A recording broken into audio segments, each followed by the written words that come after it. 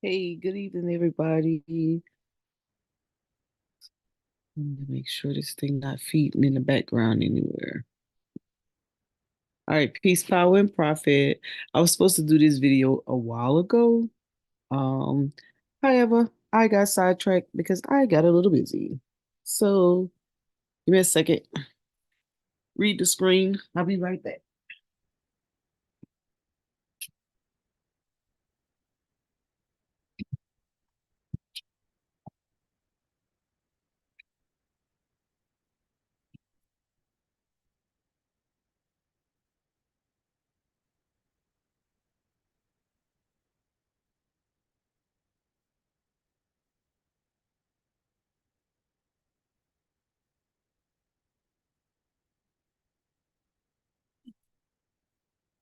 All right.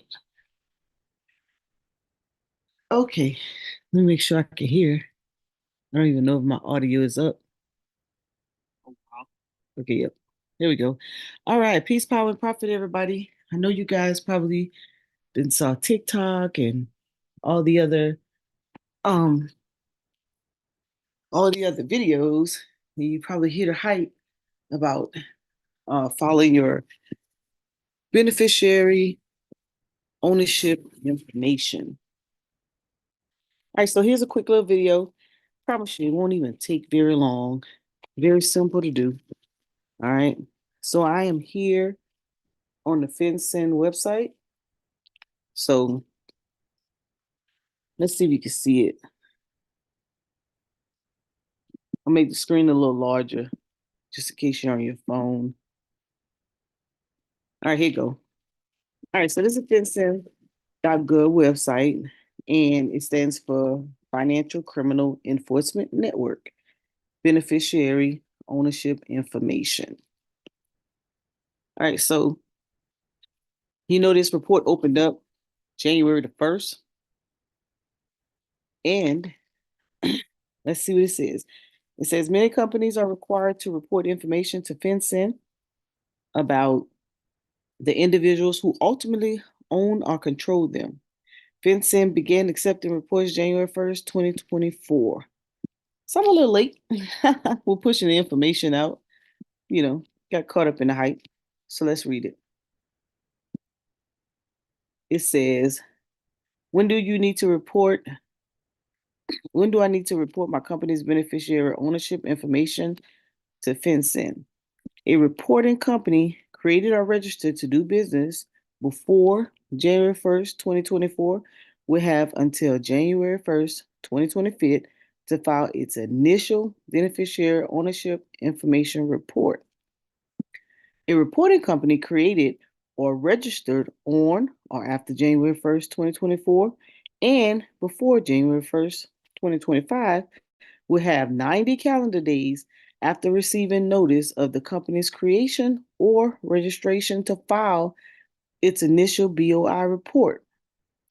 This 90-day calendar deadline runs from the time the company receives actual notice that its creation or registration is effective, or after a Secretary of State or similar office first provides public notice of its creation or registration, whichever is earlier.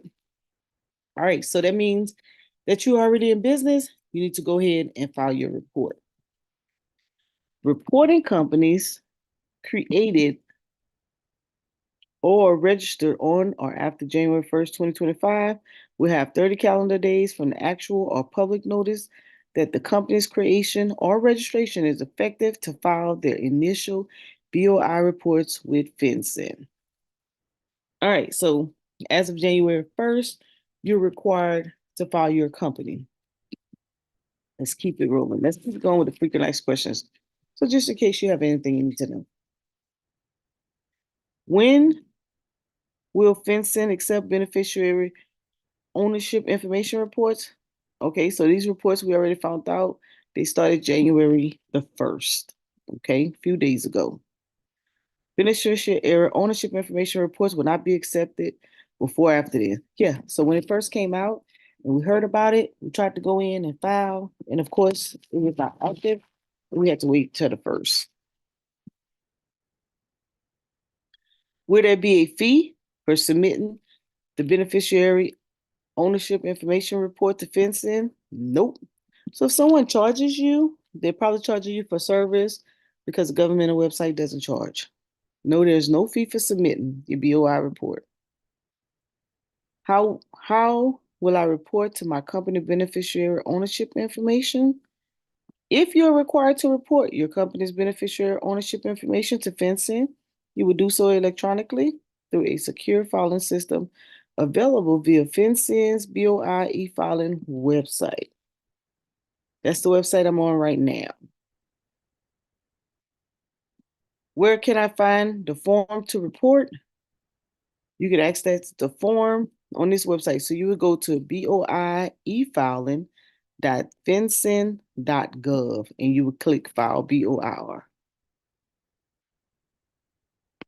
Is reporting a company Is a reporting company required to use an attorney or certified public accountant to submit the BOI to FinCEN? No. FinCEN expects that many, if not most, reporting companies will be able to submit their beneficiary ownership information to FinCEN on their own using guidance from FinCEN issued. So this is really simple, you guys. So I'm going to show you. Just want to get through the frequently asked question. Who can file the BOI report on behalf of a reporting company, and what information will be collected on filers? Anyone whom the reporting company authorizes to act on behalf of its company, such as an employee, owner, or third-party service provider, may file a BOI report on the reporting company's behalf. When submitting the BOI report, individual filers should be prepared to provide basic contact information about themselves, including their name, email address, or phone number. Yep, it's just that simple. Name, email address, phone number, and also be prepared to upload your driver's license. All right, so who is a reporting company? A reporting company, what companies are required to file the BOI information? All right.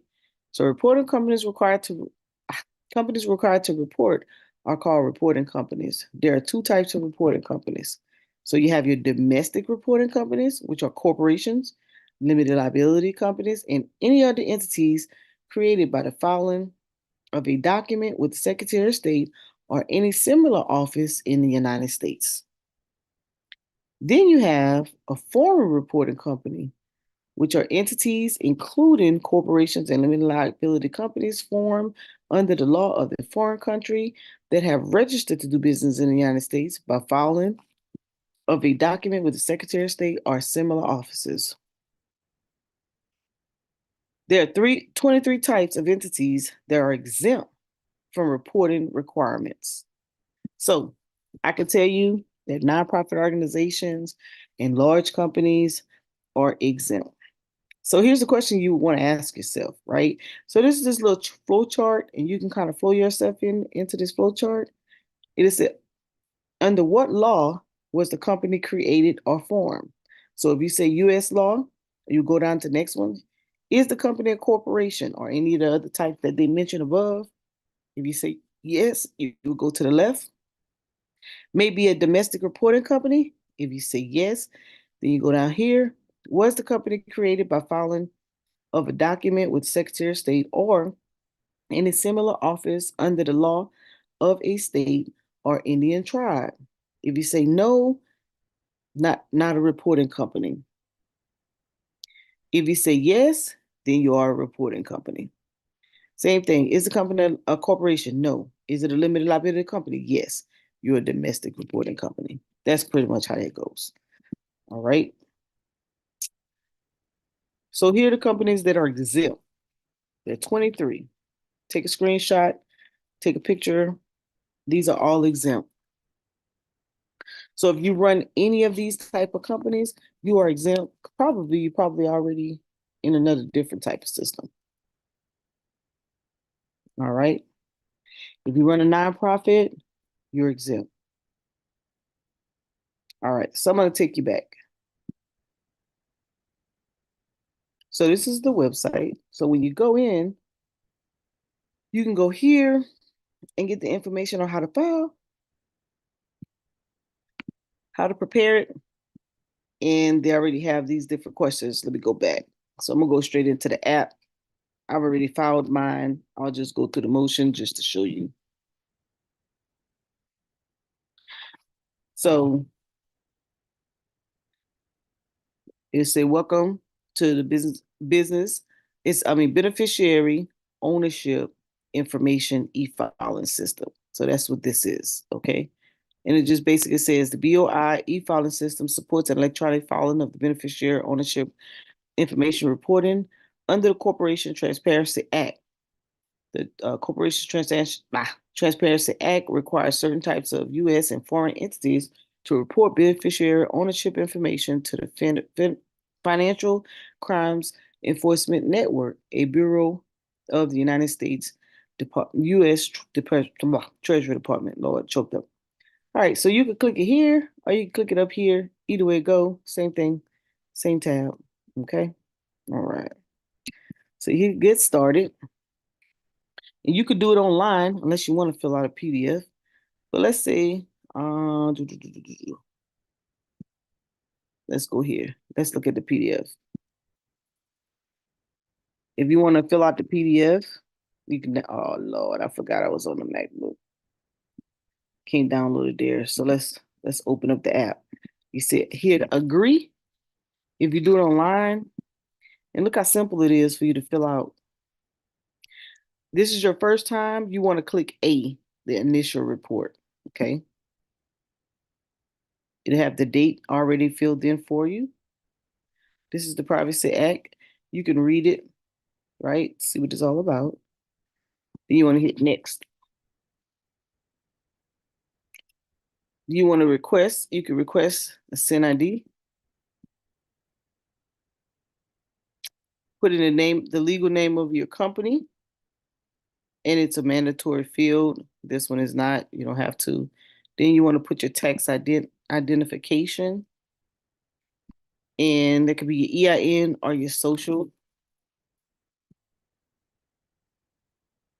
You want to select the country or jurisdiction of formation. And then you want to put the address. And I don't think it'll let me go forward without entering the rest. But anyways, then your company's application is not existing because you're probably new. This is probably your first time. Then you want to stroll and then you want to put your applicant information. So you would put, if you already have the FinCEN ID, you would click it here on the first page. If you created an account, it would give you one. If not, then you go here, you put your name, last name, first name, and your date of birth. Then you put your current address because this is about you, or your business address about you. And if they're one and the same, just use the same. Then it's going to ask you because you're going to have to upload your driver's license. So if you have a driver's license or state ID or passport or foreign passport, you would put it here. You would list that number. You put your state, and then you would actually upload it. So be prepared to upload your driver's license or your passport, whichever one you're using.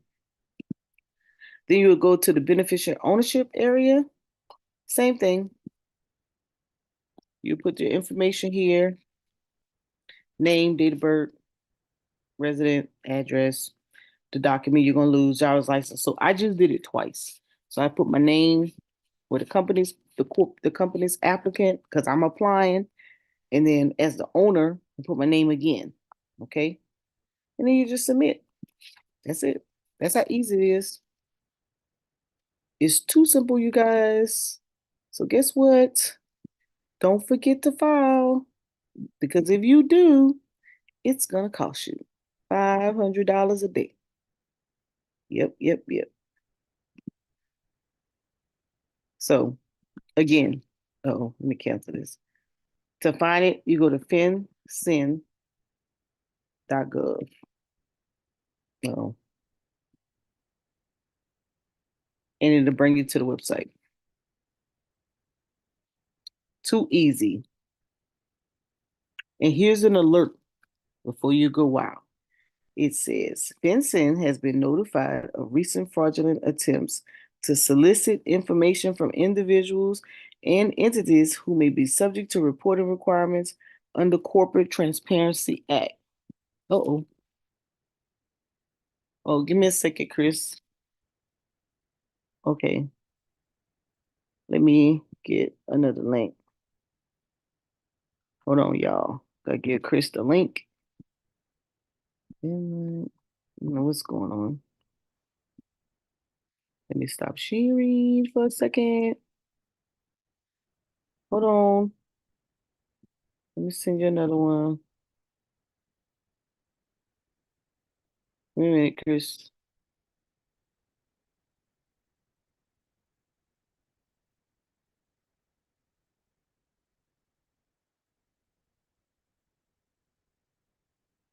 Try this one. Try that one.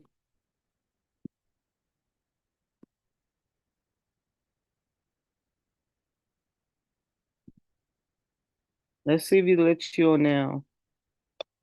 There you go. All right. So pretty simple, you guys. So what's up, Brandon? My bad. I didn't realize you guys were trying to get in. You got us waiting 6 hours. I apologize. No, My I bad. seen some. No, go ahead. No, go ahead, Brandon. I was gonna say I seen something like this on Instagram. This is true. $500 a day. Yes, it's true. Let's go to the news. Yeah, it's simple though for you to register your business. Okay. Um, Okay. I yeah, had a it's question about it. go You ahead. don't have if you just created the LLC and haven't done anything with it, you still If get you penalized. if you register with the Secretary of State, yes, Some people be taking. yes. Okay. Yeah, As soon as you establish it, you're yeah. are, are hey Chris, Hold you on. are. What is it? Now, what's this blasphemy you talking about? You I'm get talking about penalized for $500 when you Oh, register for yeah, what? Oh, register for LLC. yeah. I ain't registering nothing. I got a sole proprietorship. I ain't got to register. Well, you don't have I to. got, I got, You little peanut. I got an LLC, so I have to. Yeah, I'm registered. It's not hard, Brandon. It's really easy. I just went through. I'll go through it one more time. Click Okay. right Yeah, here. go through it one more time, then, You could Mo. you could do it right now, Brandon. You could follow me on your Hold on. Let me. on your phone or your computer or your tablet or whatever you have. All right. Where do I go?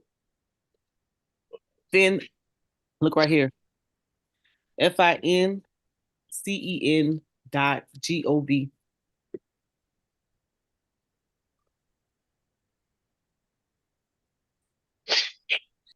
Of course, my computer will be slow. Oh, my charger. Oh, no. Create a FinCEN ID. What is that? Right. Beneficiary, ownership. Oh, that's the ID that they assign you. So you could go here first and create the ID. Let me know when you're logged on. All right.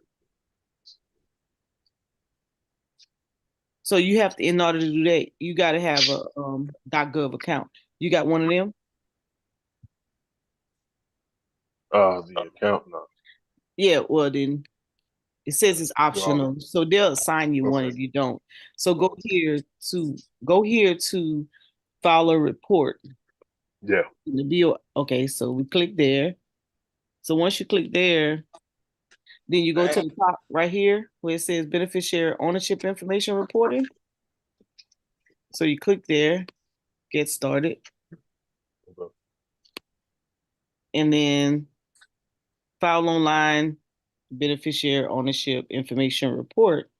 You click prepare and submit.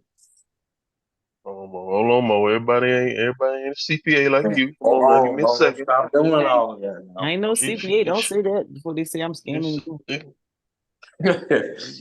going through that thing. Mo trying to set us up. That's what it seemed like. He throw 500 in her pocket. Let's see. What's up, Price and Onique? Good night, Mo. So to my understanding, your existing business has 1 year, new business have 90 days, right? New business. Those are the businesses that are that get started after January 1st, 2025. So we do have a That's whole year. But it's so simple. All you're doing is putting in your address, your name, address, email, phone number, and uploading your ID. You don't have to pay anything. So I just went on and did it. Oh, it's hey free? Mo, can you go back, Mo? You Yeah, go it's back. free. Yeah, I'm gonna go back. So Yeah, Hold it's on. free. Why is it free? Because it's That's a the question. government, all government sites are free. What government sites you know that you No, have I'm to talking pay? about to register for this program you talking about. Why? Why? What government program that you have to pay? None. It's only when you're trying to get to somebody to do it for you. They'll charge you for services. A hey, LLC Mo, is not free, is what I'm saying. So you No, got to register on that's here. what the federal filings are free. The state filings charge you. There's a difference. Right. Mo, go back one more page. Oh, Go, one go more back one more time. Yeah, go back one more time. right here. All right. What So this basically cover your tracks or whatever. No, you're just sharing with the government that you're a business, so you don't be causing. That's it. You ain't covering no tracks. You just reporting that you are the beneficiary. You have interest in that company. You're a member. You're owner. Whatever. And okay. matter of fact, if you more than one, if you're a partnership, both of you have to file. If both of your names on a Secretary of State document, Mm-hmm. if you're not 100% and you share ownership with someone, both of you have to file this. It's beneficiary ownership information. Name, address, Yeah. email, phone number, driver's license, or some type of identification. You ready, Brandon? Interesting. Interesting. Uh, They couldn't get that go back information from one when more you page. register the business. The business you register, well, they could have gotten it from the IRS, but Right. remember, um, but remember the I think what they're trying to honestly, what I think they're trying to do is fact check the IRS to have a to say you have a checks and balance, in my opinion. Mm-hmm. So remember when all of those business opportunities, whether it was payroll protection or it was Mm-hmm. uh, Mm-hmm. economic development, injury, whatever, right? There was really no real way to fact check people. They were just filing. So basically right now what they're saying is that okay, if you don't register and you take it, in my opinion, this is what I think they're saying. If you're not registered and you apply for any type of business opportunities we may pitch your way, then we're gonna hem you up. That's a heavy him up though.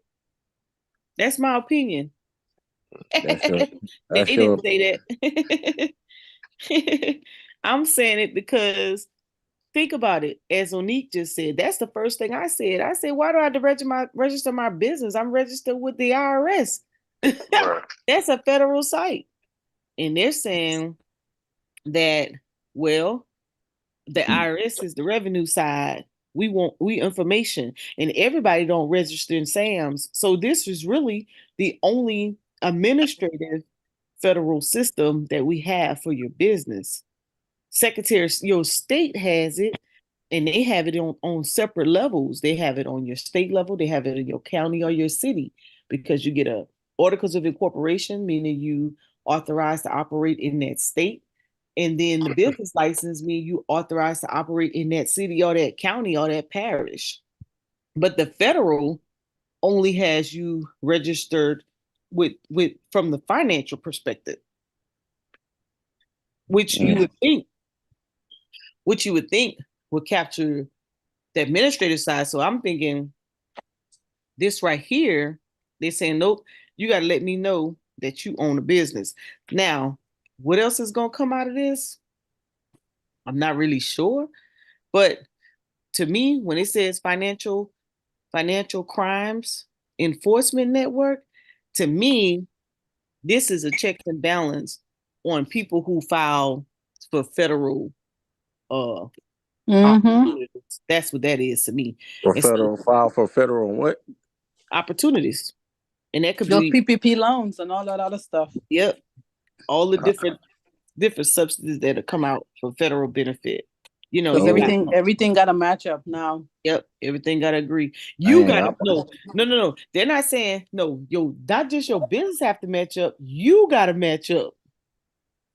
Yeah. man, I might So have how to. I many might have people, to fill this out then. think about it. How many people apply? How many people, we got scammed because somebody used our nonprofit and said they was making, our veterans nonprofit, they said it was making 160,000 a year. And let me tell you how they got caught. They sent us a letter to notify us that the person wasn't paying taxes. So they give it to me because I'm the treasurer. And I was like, so I called the Department of Revenue. I said, we don't have employees. We have volunteers. We only have 3 contractors. And it was like, well, according to this pay statement, you have an employee. I was like, ma'am, we've been in existence since 1932. We've never had an employee. How you gonna tell me? And so I said, look it up. Look it up on our IRS website. Look at our 990s. We don't pay employees. And so I had to go down. She said, and then she started laughing. I said, I already know what this is. Somebody used our EIN and they reported they got a PPP loan. I mean, a PPP grant or something. Now they didn't pay their taxes. She's like, okay, call the hotline. So I had to call the hotline and let them know that somebody scammed, used our EIN number. And this is why Mhm. on your capability statements or your websites, you do not put your EIN. Because, and so this right here is basically matching up ownership. Somebody said they have this company and they really don't. This is how they're going to get them caught up. You have a Mhm. company, you are the owner or whoever has an interest in that company, you would have to be on this site. And they're gonna charge you $500 a day. They ain't playing no games. After in 2025, you start a business after January 1st, 2025, then you get 30 days to report. But now those of us who are already in business, and what it says is, let me go to it. Let me go back one. Brandon, let me go back one. Just for Right. classroom purposes.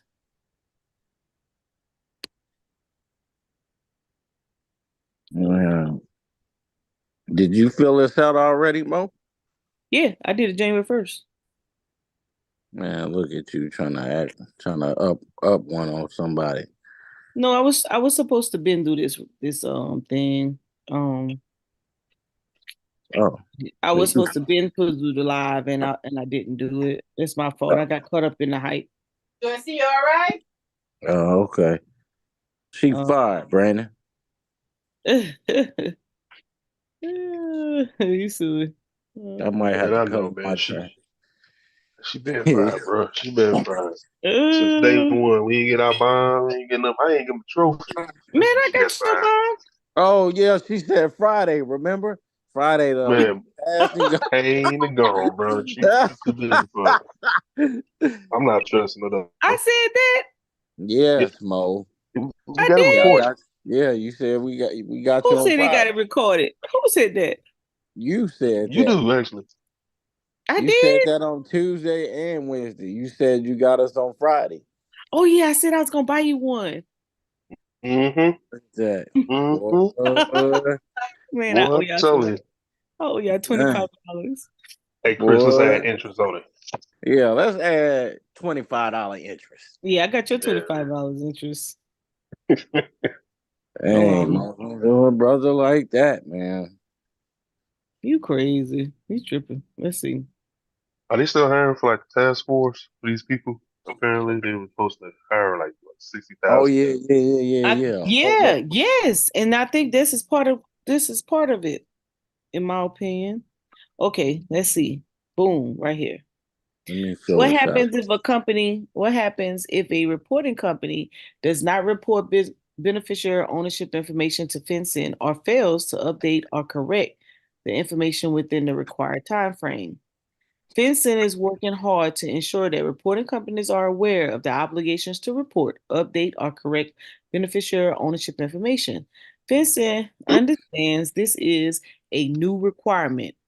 If you correct a mistake or admit omission within 90 days of the deadline of the original report, you may avoid being penalized. However, you could face civil or criminal penalties if you disregard your beneficiary ownership information reporting obligation. Mm. So here it is right here. What penalties do individuals face for violating BOI reporting requirements? As specified in the Corporate Transparency Act, a person who willfully violates the BOI reporting requirements may be subject to civil penalties of up to $500 a day that the violation continues. The person may be subject to criminal penalties of up to 2 years imprisonment and a fine up to $10,000. Potential violations include willfully failing to file a beneficiary ownership information report, willfully filing a false beneficiary ownership report information, or willfully failing to correct or update previously reported beneficiary ownership information. So if you don't file, yes, so everyone who owns the company has to file. Everyone who has ownership in a company has to file, and that's ownership on paper at the Secretary of State. Okay, Mo, I get it. I'm gonna fill So it out. I'm talking to somebody in the chat. Oh, So the So that's small every entity that's guide. every LLC, that's every Yep. Every corporation. registry. Yep. Partnership. Yes. Okay.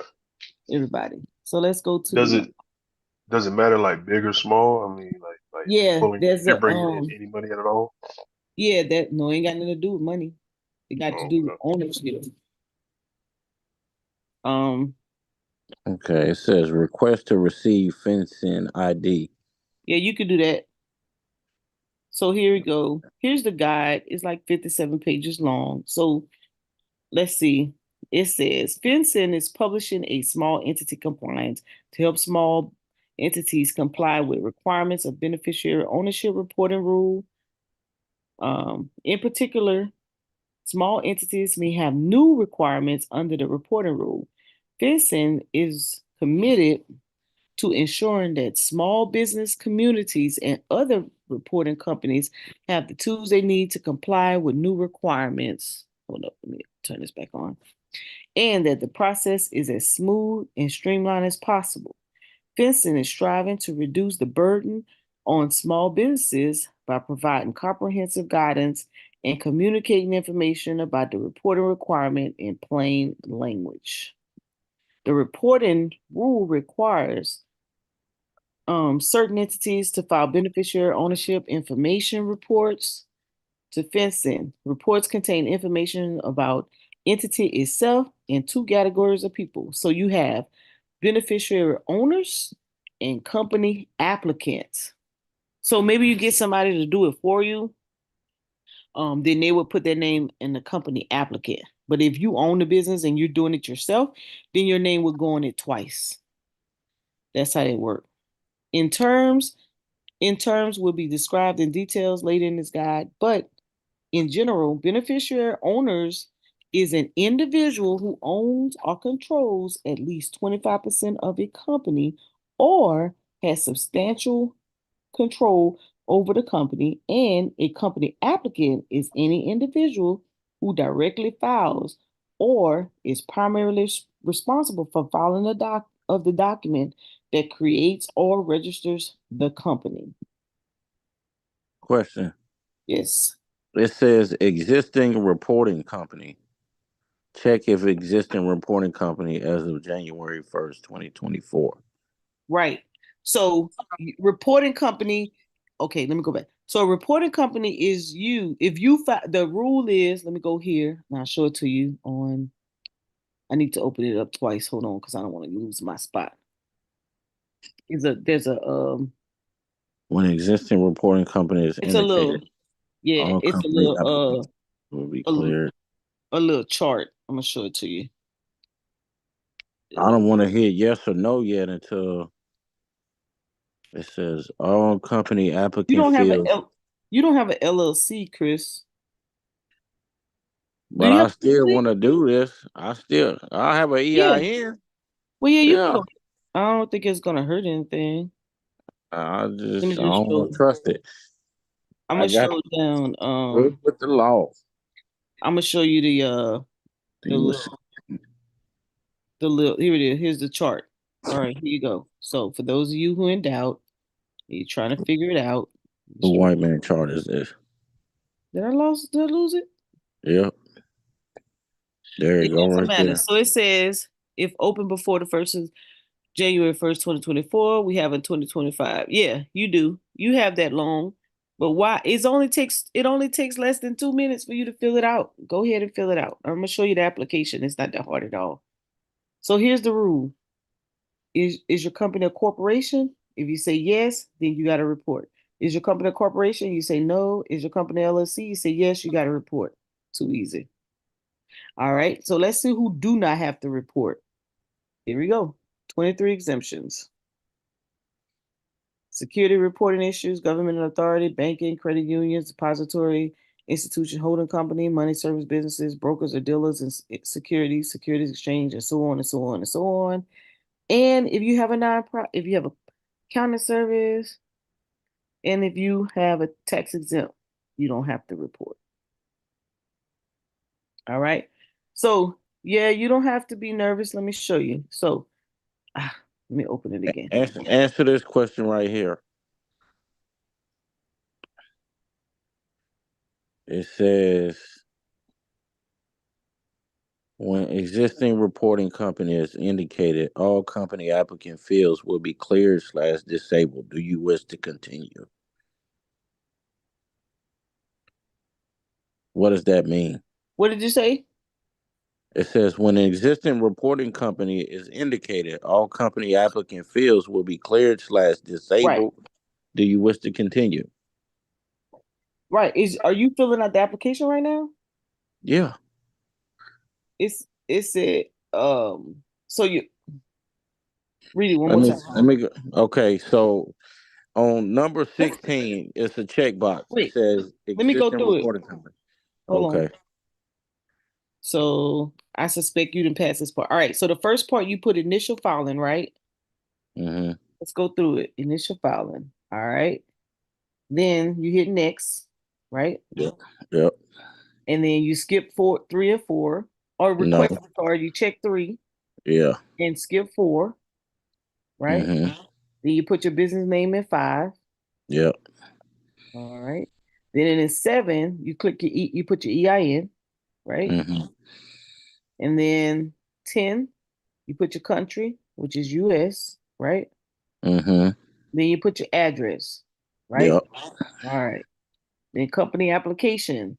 Nope, do not click 16 because you didn't already report. This your first time.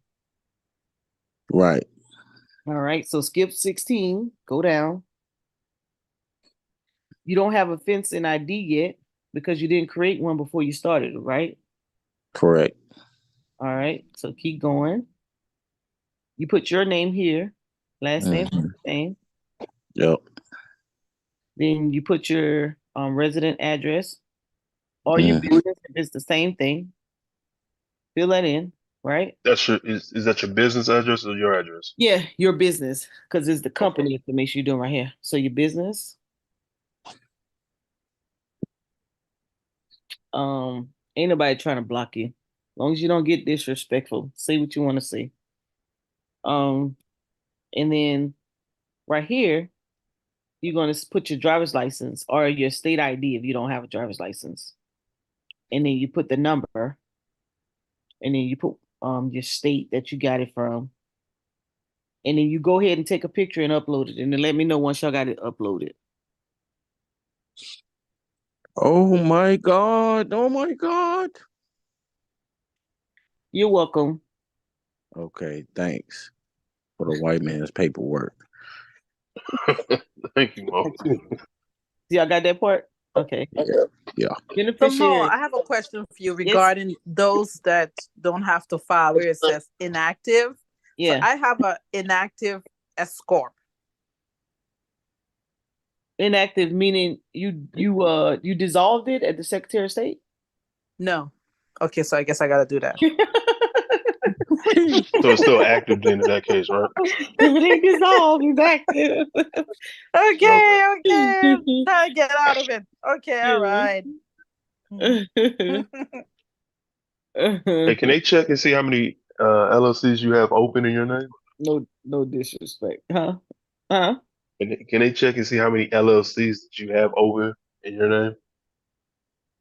They can, but I don't suspect they're going to be doing that. I think what's going to happen is you'll come under scrutiny when it comes to any type of financial, uh, like I said, any type of financial opportunities. So let's say we were in a pandemic again, they gave out PPP again. Yeah. They'll probably run a report against this to see if you legit. Just like Okay. they got the do not pay site and all that stuff. I Uh-huh. think this is just a way to say what it is, owner information. Many people who filed for PPP were not business owners. They just filed like they were just freelancers because they had opportunity to and they could, you Right. know. I think this is for a bigger fish. I honestly think this is for a bigger fish. However, we got caught up in it. Gotcha. I Okay. think this is more for people who are money laundering, people who are um Scheming. yeah, Yeah, that's exporting, importing, yeah, on that's a y'all. higher, yeah, on a higher level. Yeah. However, to not get targeted or to not seem like they're targeting, they just said la di da di everybody. Because remember, you could be just a little LLC, little corporation with a couple people, and you could be doing you could be creating some major waves in this world. So they want to know, especially with we all already know with the crypto, with the with investing now, you have the opportunity because once you start once you start having assets, you could really file like a small business owner.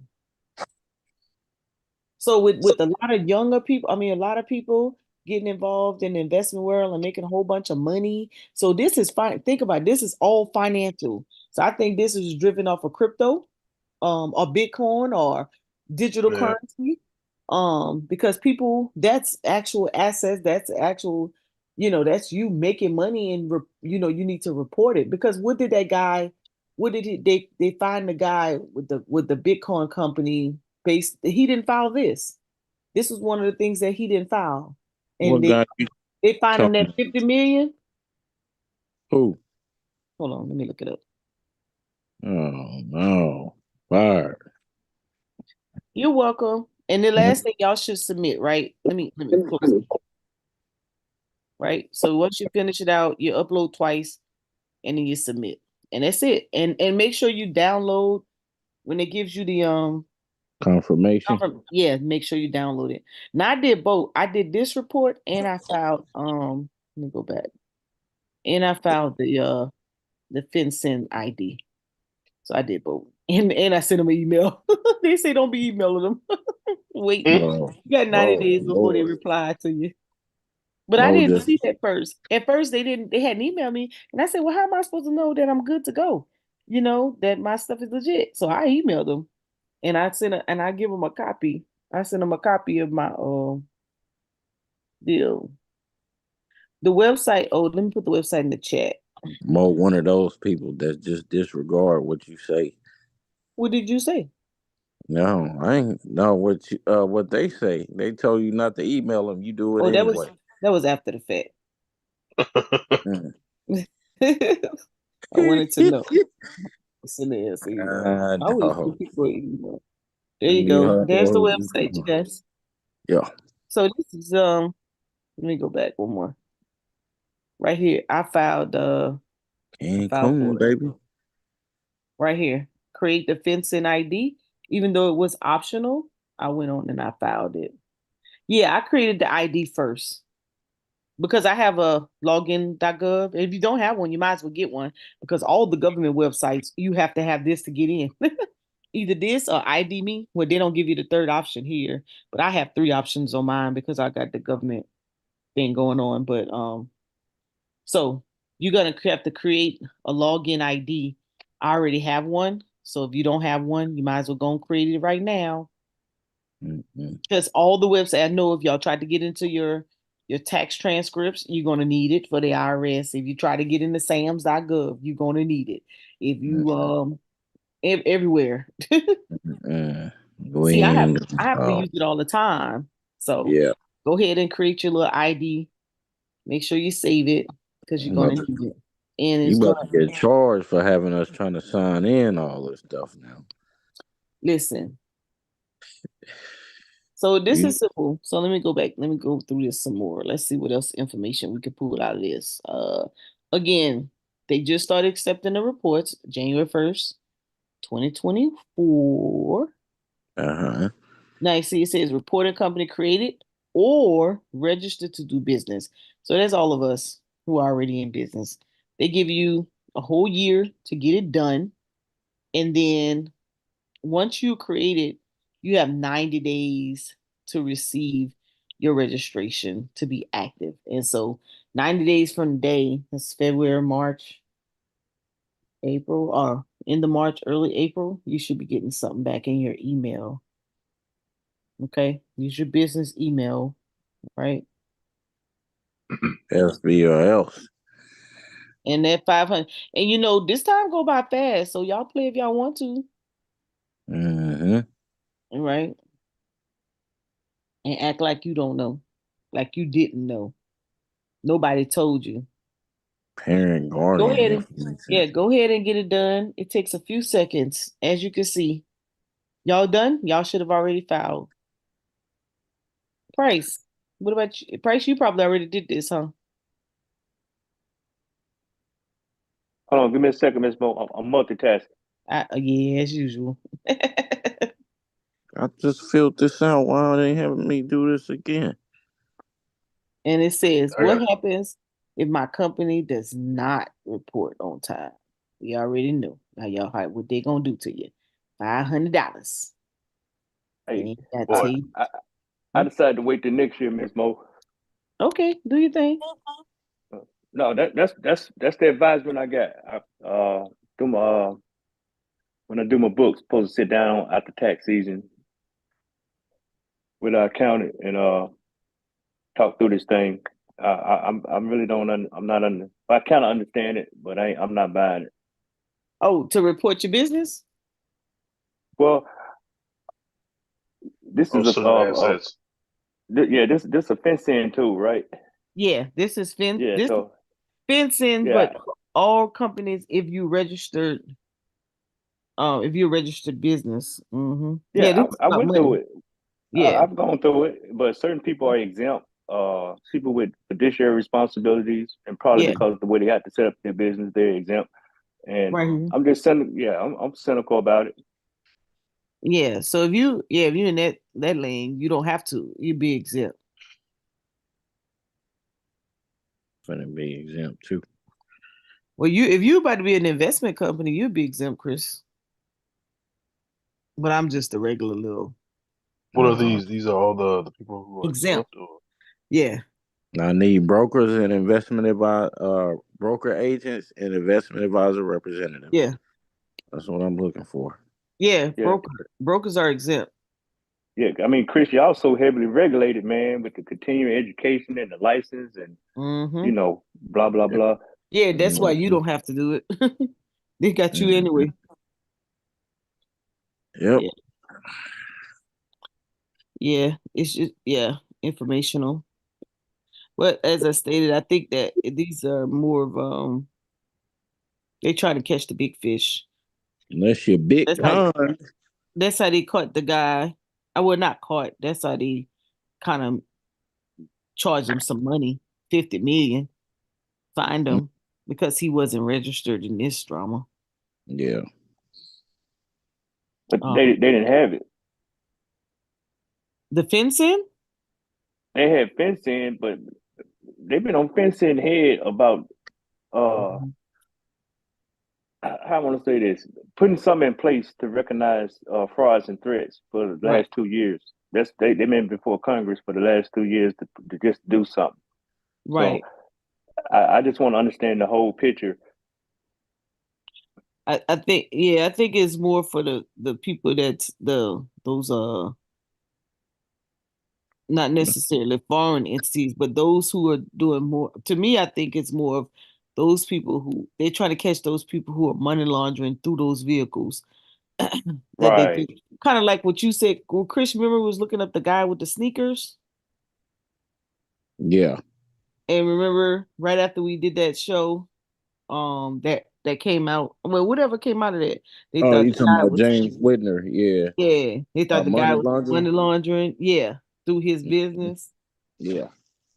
Yeah, I think it's more to catch those individuals. And when I read the article, and it was like, the smaller companies getting caught up in what they got all this, these terrorist folks, and we always get caught up in it. Yep. Every time. Stuff ain't got nothing to do with us. We ain't even in those lanes like that. But I mean, were they terrorists or were they human trafficking? I I no, I was just reading that off of here. You talking about the guys with Oh, Chris had showed us? right. I don't know. I think it was a They said it was money misunderstanding. laund. They said it was money laundering, and backdooring sneakers to Asian uh, shop. I mean Chinese. yeah. Yeah, So that's the allegations right now. yeah. Allegedly. Hmm. Yeah. I think they trying to catch other fish, but hey, we end up what I tell y'all, COVID employee retention credit fraud. I told you it has to do with that money that came out. They trying to catch them big folk. Yeah, boy. They trying to find What you another say? They still out vehicle. there? Yeah, oh yeah. I Hmm. think they trying to catch it. They trying to have another system to fact check with. Now, with this give them what they need? I don't think so. I don't think reporting that you own a company gonna give you that. I mean, they could have done they could have just done a query on tax filings and see who, because 9 out of 10 majority of the individuals, and then you really can't really get them there, honestly. If somebody reported that they made if they didn't file a taxes and they say they made if they received 20K because they say they was a sole proprietor and they don't file taxes reporting any of that money, that was an easy fix. That was an easy report to run. But that's not even a threshold that they would look for fraud. The only reason those people got caught up was because somebody told on them. That's too Mm. low. That's too low on the radar for an auditor. Why would I go after somebody for 20K when I got somebody who taking 20 mil? Hmm. I think anything under 100K, they probably didn't even look at. Probably even less than that. I mean, more than probably, I would say anything probably under five or a million because They're not. that's They're too not low. looking at. Huh? Yeah, they ain't paying attention to The, that unless somebody told on them or they told on uh, themselves. Yeah, because think about most of the cases you hear about, most of the cases you heard that they had fraud for PPP or EIDL was people living lavish lifestyles. right. Hmm. They went and bought a yacht, got a million houses, walking around in mint coats, but you've been shopping at City Trends the whole time. All of a sudden you in red bottoms. So you best to get ready, cause I'm finna be at Gucci all day, every day, and I Yeah, wish. Gucci knockoff. Oh hell no, we ain't knocking off. We pulling up to the gallows on the top floor, walking into Gucci and buying the store. Chris, you know they listen. Look, just what we just said. They looking after these folk right here. They who they looking for. You know Yeah. how many small uh barbershops and hair salons and people at the flea market and All the That's folks who taking cash, who that's don't. where all the trafficking go. The money laundering, they money launder through those type of avenues and traffic. Those And some of them are not. Unfortunately, some of them aren't savvy enough to just go ahead and report just report your revenue, because if you really doing business, you probably doing more, not more, but in some cases you can balance out your taxes. If not, I mean, you may, well, y'all know how I always teach. If you're gonna do business, put some money aside for the tax part. And that's why your customers can't get upset when you charge them taxes, because you're responsible. right. You have to know how to price your product. Remember, I used to do those classes a lot on pricing your product when we was teaching drop shipping, government contracting, drop shipping. That's the first thing you used to say. Make sure you account for the taxes. Make sure you account for the shipping. Make sure you put your Mhm. company markup. Make sure you put how much you want to get paid, and then plus, of course, your product. Like, you can't be doing business and say, I want to make $100 and expect that $100 is your full profit. No, Right. part of that money is gonna go to taxes. So Right. see, y'all got me excited now. Now I want to pull out the calculator. Oh man, we didn't want to do that. Right. Oh hell. Here you go. Now I want to pull out the numbers. I mean, let's be real. Like, um, Come you on could do now. both. Your business address, if you want to do on your company information, and then you can put your address under there. If you have a brick and mortar, then of course put your business address where it has the company information, and then your resident address will be yours personally. So let's do it. Chris sells his sneakers. Chris sells some Jordans. How much, Chris? Oh, let's say 250. 250. That's okay. So let's break down the price. Mm-hmm. 250, right? Shoe cost. So Retail let's see it. retail price Uh, is 200. Sneaker retail, oh, retail price. 200 plus tax. So like Well, what's the eight uh 8.25%. uh, So that'll be like 216.50. retail price? So you say retail price is 200? Yep. And with tax is 216.50 at 8.25%. Hold on. Okay, so the tax is how much? Eight 8.25. 8.25%. And that's because you don't and that's Pay the the sales tax. tax. Is that Yes. Yeah, okay? sales tax. So I'm doing 8.25% times the 200. Yeah. 0.0825. Oh Lord, I messed that up. Equals. Okay, let's do this because I like to keep my numbers. Hold on. Let's do this. Let me move this over one. Let's just do it like this. Mm, Tax. Tax. 0.0825. And then, so let's get that amount, that times that. Oh, come on. What's the problem? Let's put a finger on it and see if it does it right. Be tripping, making me look bad in front of people's. And this is not that. It's a percent. All right. And so this is the tax right here. Tax rate. And this is retail plus taxes, right? Yep. retail price plus tax. All right. Oh, I'm sorry. No. Pull that down. This is the retail. This is the tax. Tax Yeah. on the retail. This is the tax.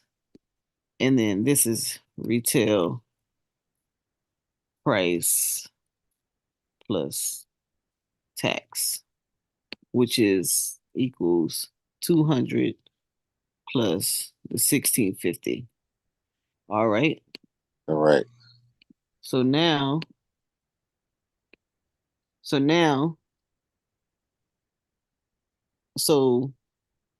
the 250, so you charge 250, so it will be equals. So you would get 34.50. I mean 33.50. minus that 3350. So this is your profit. Correct. So, but now, hold on. Uh-huh. That $8, I mean that 825, that Uh-huh. 8.25%, this Uh-huh. sales, right? Huh? Is this sales tax or your taxes you pay income tax? Which tax is that? That's sales tax. All right, so check it out.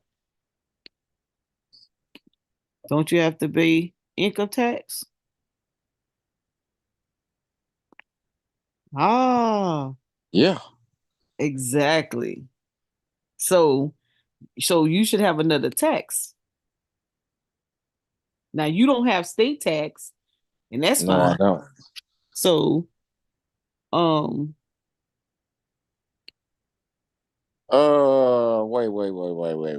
Wait. what? No, I don't pay income tax on that.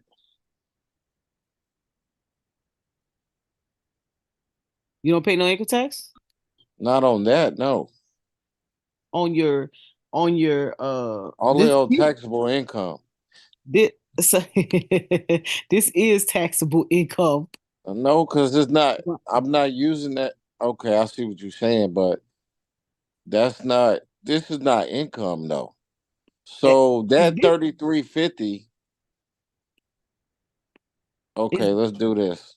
it's Take business to 10% out of that. Take 10% out of that. take 10% Yeah.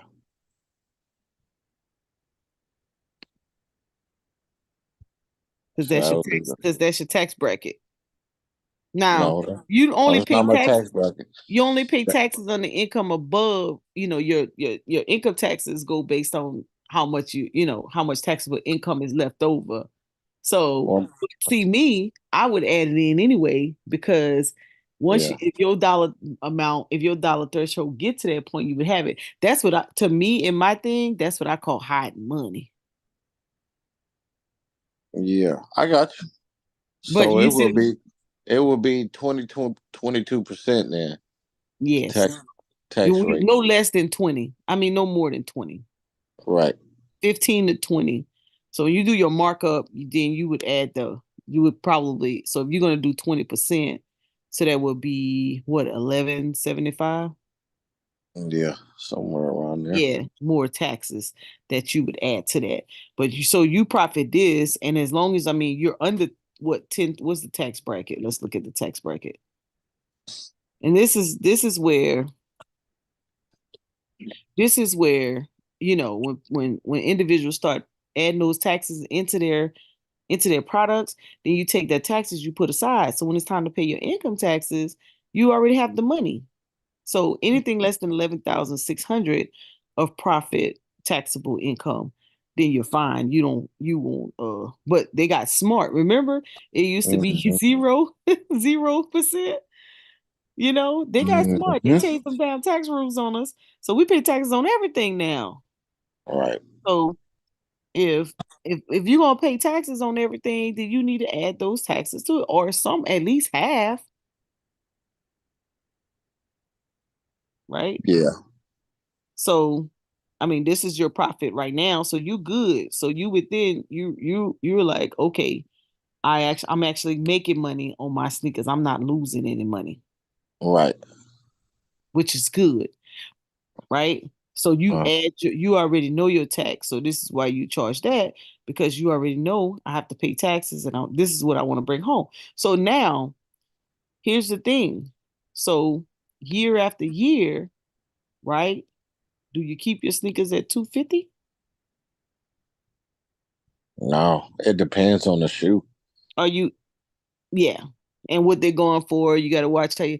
So when you talk about growing your business, right? This is Mhm. why some companies make a lot of money. We get upset. Their balance sheets is in the billions because they don't care. To look at the grocery store, they don't care what you got going on. They market their price.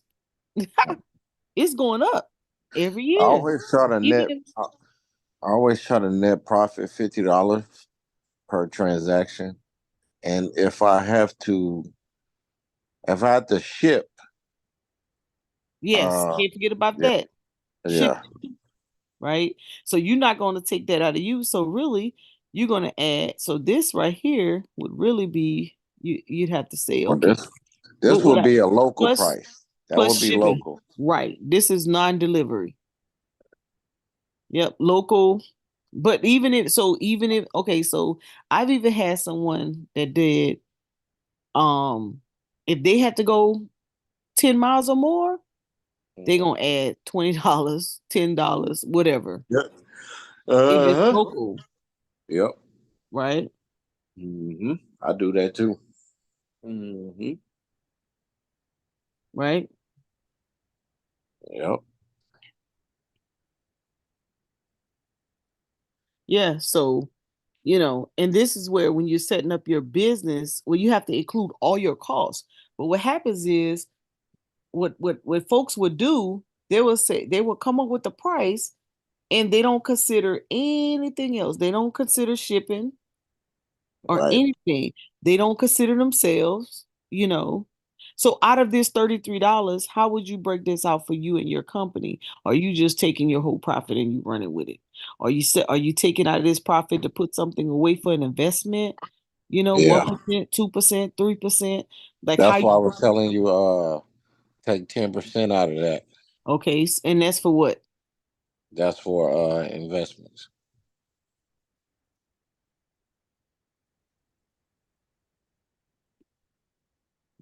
Oh Lord. Oh, 10%.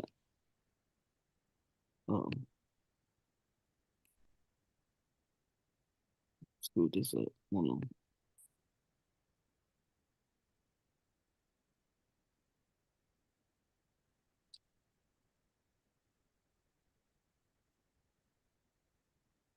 I want to say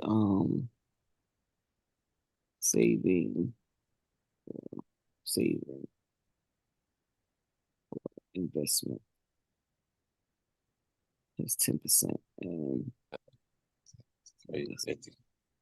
And then so you want to break out and say, okay, so out of this money, I have to be able to put something away every transaction, whether you do it in a dollar or you do it based on percentage, right?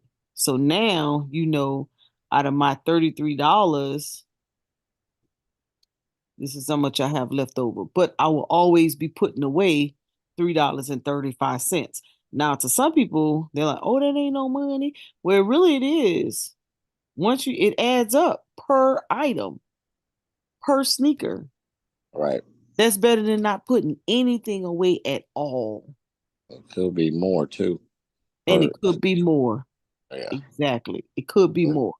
We can do a Travis Scott analogy, and we gonna say $1,200. What is that? $12 for what? Travel? Wait, what? No, no, I was saying like a Travis Scott shoe. The Oh, price would gotcha. be All right. $1,200. Let's go. 1200. Uh-huh. Uh-huh. Let me copy all my little scenarios so it can automatically calculate. So I have to Yeah, do it again. $1,200. I'm not paying that. 1200. that's, yeah, that's the resale price. Look at that drama. Woo! And the retail price is $150. 150. Yep. And And you yep. only spent 150? Yep. Look at that. And this is how you win in. Hold one Yep. second. What you think, Brandon?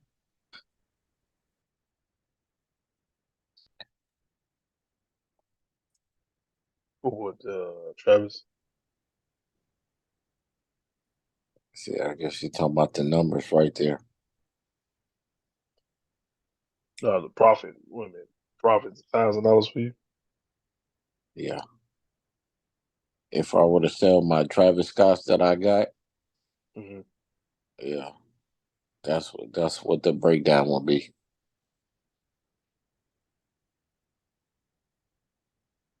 That's not bad. I mean, look like you need to be copying more Travis Scott's then. In that case, Yeah. but, I know that's hard to do. Hmm. I was able to hit a pair last year. I'm like, Nike did me a solid. That's the only solid they did. Mm. But to only pay 150 plus tax and the shoe going for 1,000 plus, ooh, I'll take it. What's the percentage on that? Now the question is, how long do you hold on to the shoe before it starts to devalue? Oh man. Here's the thing about Travis Scott shoes. They keep going up. Okay. Especially a Jordan 1. The Jordan 1 and the Jordan 4s is probably his uh highest resale sold shoe. Mm-hmm. Sixes is like but the retro 1 highs and the retro 1 lows and the 4s are the highest resale release shoe Travis Scott's got. I think the Mocha Highs is going for damn near 3,000. Yeah, Wow, that was his first shoe, and that's then crazy. yeah, $3,000. yeah, you can pull it up on StockX Three or thousand. Go. And how Yeah, much you sell a retail? What's the retail? like one. I think the retro 1 highs Travis Scott's was like 160, 170. And hold on, let me see. So bam. Woo woo. So if you buying it and you selling it for 3K, Let's see. man, listen. I'm just saying. I'm just saying. What you saying? Hey, y'all making some serious money. That's what I'm saying. Good night, Okay. everyone. Happy New Year. Talk to Good you night. Good night, Good night. sister. Sorry, we just started messing around. already. Bye. So a size 6 is going, or a size 6.5 is going for $2,781. Now, after you pay all the tax and fees, you paying 3126 $3,126.56. And let me see. The shoe retail for 175. 175. Yeah. Mm, some And serious then, money. and then the lows going crazy. Nah, The this upper is crazy. one lows. Oh my God. Now this is crazy. This is sneakers. I mean, this is yours because you're in Texas and you don't have no state tax. Right. See, now if this was mine, I have a whole nother tax going on. Yeah. I have a whole nother 7%. Yeah, you gotta put that in for the there. state. And what about, and Brandon, you don't have no state tax either, do you? So yeah, I do. You got Yeah, state tax? Illinois, Illinois? Illinois. Well, it's Crook County. Yeah, Well, they want That's yeah. everything: the state tax, county. local tax. But yeah, I know you have that local tax, but I didn't know you guys had. I thought Illinois didn't have state tax. No, I think we do. State. Look it up now. I don't know what you were thinking. Okay, what states don't have? Okay, what states don't have state tax? Texas, Delaware, Tennessee, Florida, Florida, Pennsylvania. Florida. yeah, Okay, Florida, Texas, Delaware. Pretty much all the red Pennsylvania. states. shit, South Carolina got taxes. Yeah. Well, yeah. We ain't got no tax over here. They come get all their money, honey, and then they be trying. Now, Myrtle Beach has like 2 extra local tax, I think. We don't have that, but Or so just think if you're doing if you're selling products, man, or just think. services, and you're not putting, if you put in your taxes. So what I always do, say you have operating account. Just think if I'm you running, wore a 12 and a half and you wanted to buy these, you man, gotta pay 5,000. I wouldn't. Yeah, you don't even need to call me. I'm gonna tell you that right now. I'm getting Come mine on, from. man. Spend that 5 racks with me real quick. I'm not. I'm not. Come on, Mo. Multiple That's an questions. asset. I'm That's an not. asset. This how I break mine down. This how I break my business account down. Okay. Just like Hey, it Mo, was right a quick before huh? I was gonna say, let's say you start a business, but you file in a different state, one that doesn't have state tax, and then when you get ready to Wait, file your taxes, say your question, but hold on. I was gonna say, let's say you start a business and you set up an LLC that's not in the state that you register or you live in currently, and you get ready to file your taxes. Instead of going to the normal person to file your taxes, you use TurboTax, but you use it for that state. Are you in trouble if you do that or no? I think you gotta file in the state you're registered in. Well, that's the thing. I was thinking like, Wait, hey, most people get LLC in different wait. state. Say it, Brennan. Repeat your question. So let's say, for instance, let's say I'm gonna start a business, Mm-hmm. but I'm gonna do it in Delaware, right? Mm-hmm. Or one of those states that have like a what is that called, Yeah, like clause, Delaware and lien Wyoming. clause. Wyoming. Mm-hmm. Yeah, and it's a small business. You're not pulling no more than probably 30,000 a year, whatever. And then after that year, you got to file taxes. But what if you use TurboTax versus going to somebody who actually has, or yeah, TurboTax versus going to somebody who actually does prepare your taxes? Would you be hit with that actual what's that called? That state tax, or yeah, that state tax, even though you're not registered or you're not physically in that state. Your state taxes. If you don't earn any money, if you didn't earn any money, then you won't have any tax for that state, because they'll ask you. You still have to file a zero return if you're registered in the state. If you're not registered in the state, then and you registered somewhere else as a foreign entity, then you don't have to. Mhm. Gotcha. Okay. Yeah. So we're a perfect example of that. We are registered in man, a lot of states, but we generate revenue in Tennessee, Kentucky, West Virginia, Illinois, and we don't even generate any money in the Carolinas anymore. We don't have a contract here no more.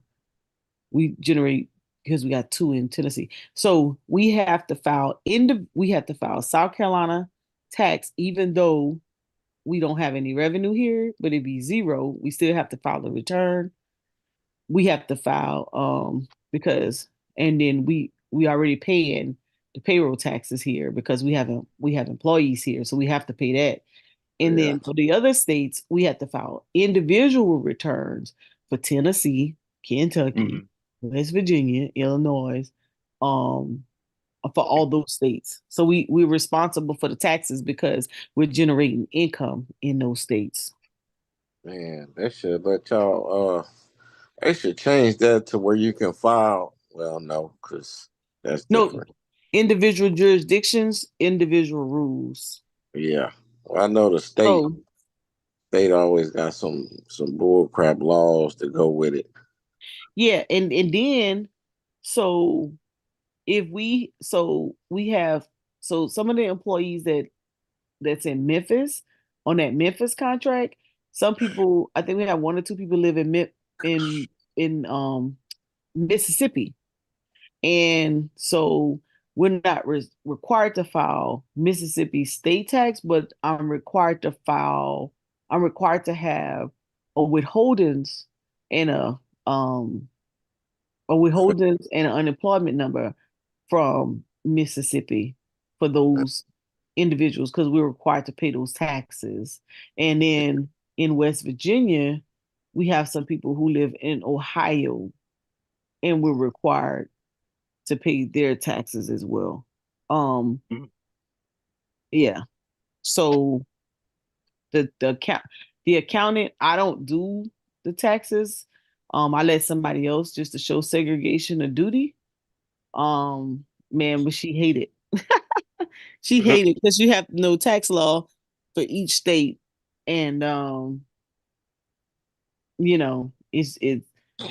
it can be a little tricky, but once you get used to, but we have a very good accounting system, and so all of our stuff is Is paid on time, done on time. We don't try to, oh well, I'll save it to this day or that day. We take it all out. So when we bid contracts like this. I think I showed y'all that before. I don't mind sharing a little knowledge. Little knowledge. Let's see if I can find one. Let's see if I can find it on here. Uh, I don't have one. Okay, I can type it out. So we bid a contract like this. We do direct costs, which is our labor. So and then we have indirect.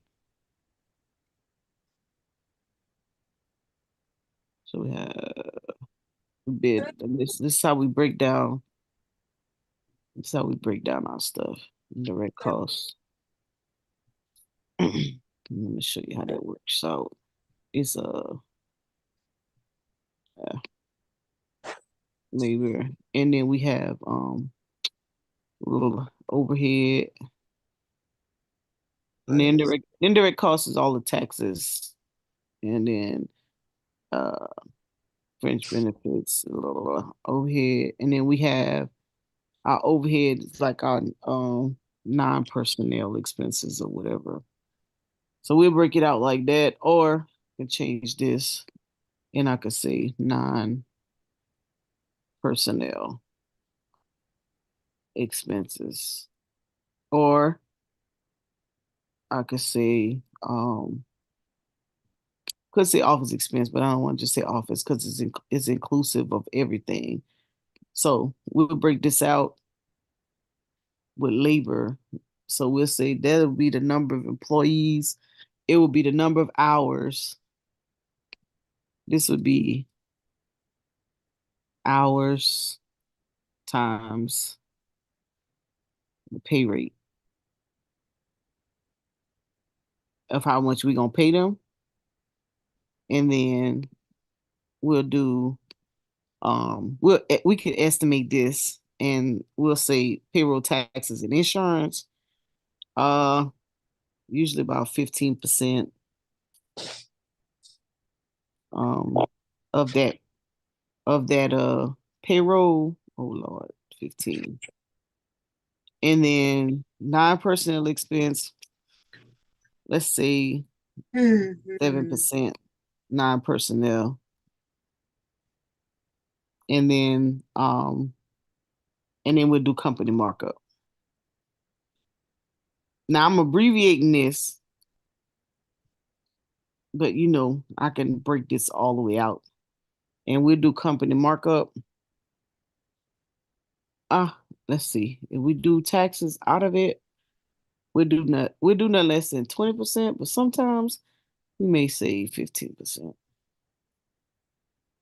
If we think that if we think we're gonna have some undercover costs in there, if we think we're gonna have to, so we'll list out because we're doing vehicles. So we'll list out everything that's from office space to utilities to vehicles to fuel, all of that stuff. And we have all this broken out, but the summary would be this right here. And so once we have that number, then we know we have a bid. So let me tell y'all what happened. So one time, Augusta put out a bid, and the bid was on the pricing schedule. They said, this bid would not be paid. We would not pay out more than $5 million. So we was like, oh, I know darn well we ain't gonna get that contract because we can't go nothing less than 6.8. So we tried to finagle the number. We went to use that Department of Labor wages determination for the labor. We already know what our insurance and all that is and taxes. So that number stay fixed because we've been bidding for a while. So usually the only numbers we usually have to change is the wages because it varies from state to state, county to county. And man, we twist them numbers upside down. And so we submitted the bid at what we thought we were going to bid it, which was more than 5 million. And obviously we weren't the only people. So they came back about 2 weeks later and said, we have an amendment due to the circumstances. There was an error. No, it wasn't an error. So they changed the bid and put it up to 10 million. It wasn't an error. People was not going for that. And if you have a product or service you selling and you've already broke out your numbers on what it's going to cost you, like this is Chris. But of course, if I was doing it in South Carolina, I had to add another tax to it, and my tax is different than Brandon tax in Illinois or price tax down in there in Mississippi. So these numbers would be different. But when you bid it, you're going to bid according to your expenses and your taxes and your company markup. If you low bid and you get in a contract and you can't sustain that contract or your quality of service sucks because you have to rob Peter to pay Paul, honey, and you have to lose that contract, they will blackball you. They will tell the next person across the line, this company comes along, don't do it. They don't know what they're doing. They don't have enough money. They don't know how to bid. And the contracting and the contracting officers, they know. If a contract, I'm gonna tell you, let me give you a little secret. If let's say we bid in sneaker, you was going to drop ship some sneakers to the prison. They usually buy stuff like that. And they say they want 100 sneakers. I mean, not 100, 5,000 sneakers, right? So that would be, it's 250 times 5,000, right?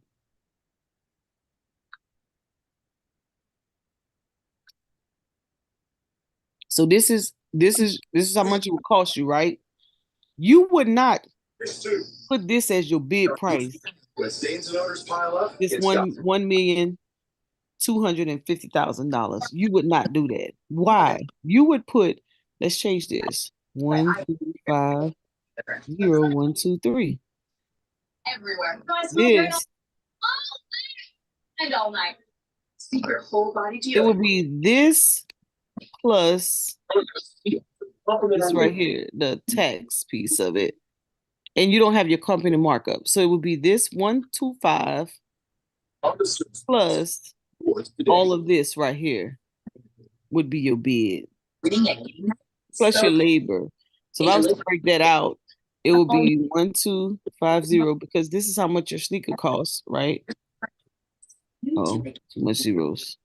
It would be that From Sam's Club. and let's just say payroll taxes and insurance let's say 20% markup. I'm gonna just try to make this real easy to understand. 20% for that, plus taxes, which is the 8.25. At a minimum, so 8.25. All right. So at a minimum, it will be this times this.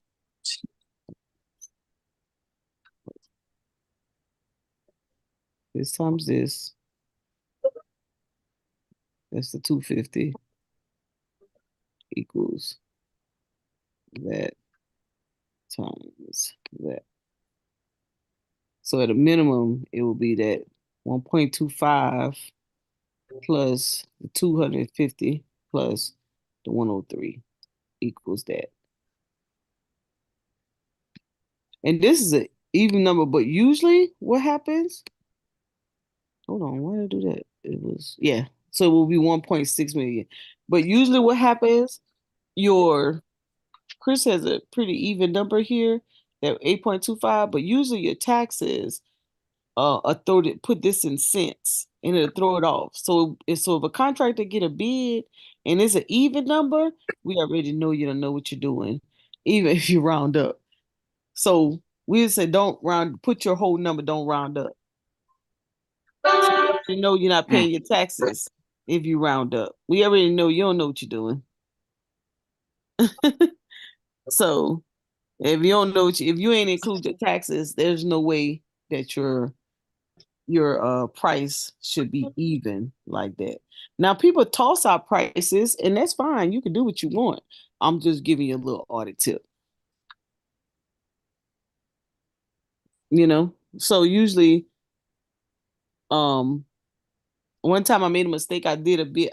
They wanted to see how we broke down our price, and I accidentally saw none of the details, and I had added in a markup, and so they sent it back. They said, can you explain to us why you have a markup on your price? I was like, "Now, come on, now, don't act crazy. Don't act She going crazy." crazy. Yeah, I was You like, told look, I knew the lady. I knew the lady. I said, "Now, come on, I'm not gonna ask. We're not gonna pay for a markup." I said, "We're not gonna do the work. You can find somebody else." She tried. She had to come back. We met in the middle. God dog, boy. Yeah. So, just make sure that you're including everything in your company. And so you won't have to worry about taxes. So sometimes when I hear people get upset about taxes, I'm like, why didn't you just add the tax to your product? Now, if you add the taxes to your product and you don't put it away to pay your taxes, or if you're not using a payroll company, I mean, if you have employees, you should be using a payroll company like a QuickBooks or ADP or Gusto or Paycheck. Why? It just makes it easy for you. Just go in and pay the money. It makes it easier for you. I mean, unless you hire somebody who will keep up with it. But if that person get mad with you and they don't pay your taxes, you're gonna be in trouble. Ask the celebrities. Mm. you know. So you might as well just pay the tax. So like a lot of the kids who are getting like the NIL deals and things of that nature, of course, you get an NIL deal of $1 million. You don't have to pay taxes on that, right? So you ain't really getting $1 million. So you have to. It's going back to when we was talking about being hired and negotiating your salary. So if you know you need to take home 50K, don't take a job that's 50K. You need to take a job that's more than 50K. You know. What you gonna say, Brandon? I know you gonna say something. You know what I'm always gonna say. Invest. Yeah. You use like you said. If you need a certain amount of money to get by, you should just over exceed your expectation on the job. As far as when it comes to salary, like you said, if you need 50,000, you really need 80,000 or 70,000. Right. You have to factor in, what are you gonna do with that money? You know, obviously you're gonna need to live in your house, you need a roof over your head, all that other stuff. But you need to factor in like your investments too. You plan on investing, future kids, anything like that. So I mean, that's what a lot of young people are stuck on nowadays. Oh, I got a job that's 100,000. It's like you're not getting 100,000, bro. You taking home probably what 70. He And said, look at that tax bracket there. Hold on. Let's pull it you up. taking it because that's the real. Depending And on you where you stay. and those tax brackets be kicking our butt. And then the Um, dollar's going up every year. no, You not don't dissolve your LLC because it's probably helping you during tax season. So, Brandon, like you said, you could file if you using TurboTax, you can still file a business in TurboTax. I used to file mine with a CPA, and then she started telling me what to do. I'm like, this my business. You can't tell me what to do. I tell you what to do. Yeah, she was she was doing too much. I was giving her 250. I was like, girl, you know I could do this with my own 250. Hold on. Look, look my laptop. I save myself some money. Oh man, hold on. Got to plug my laptop in the wall.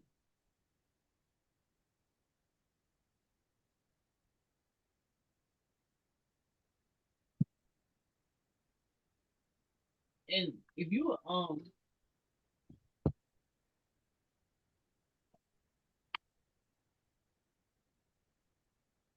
let me get it on the cord.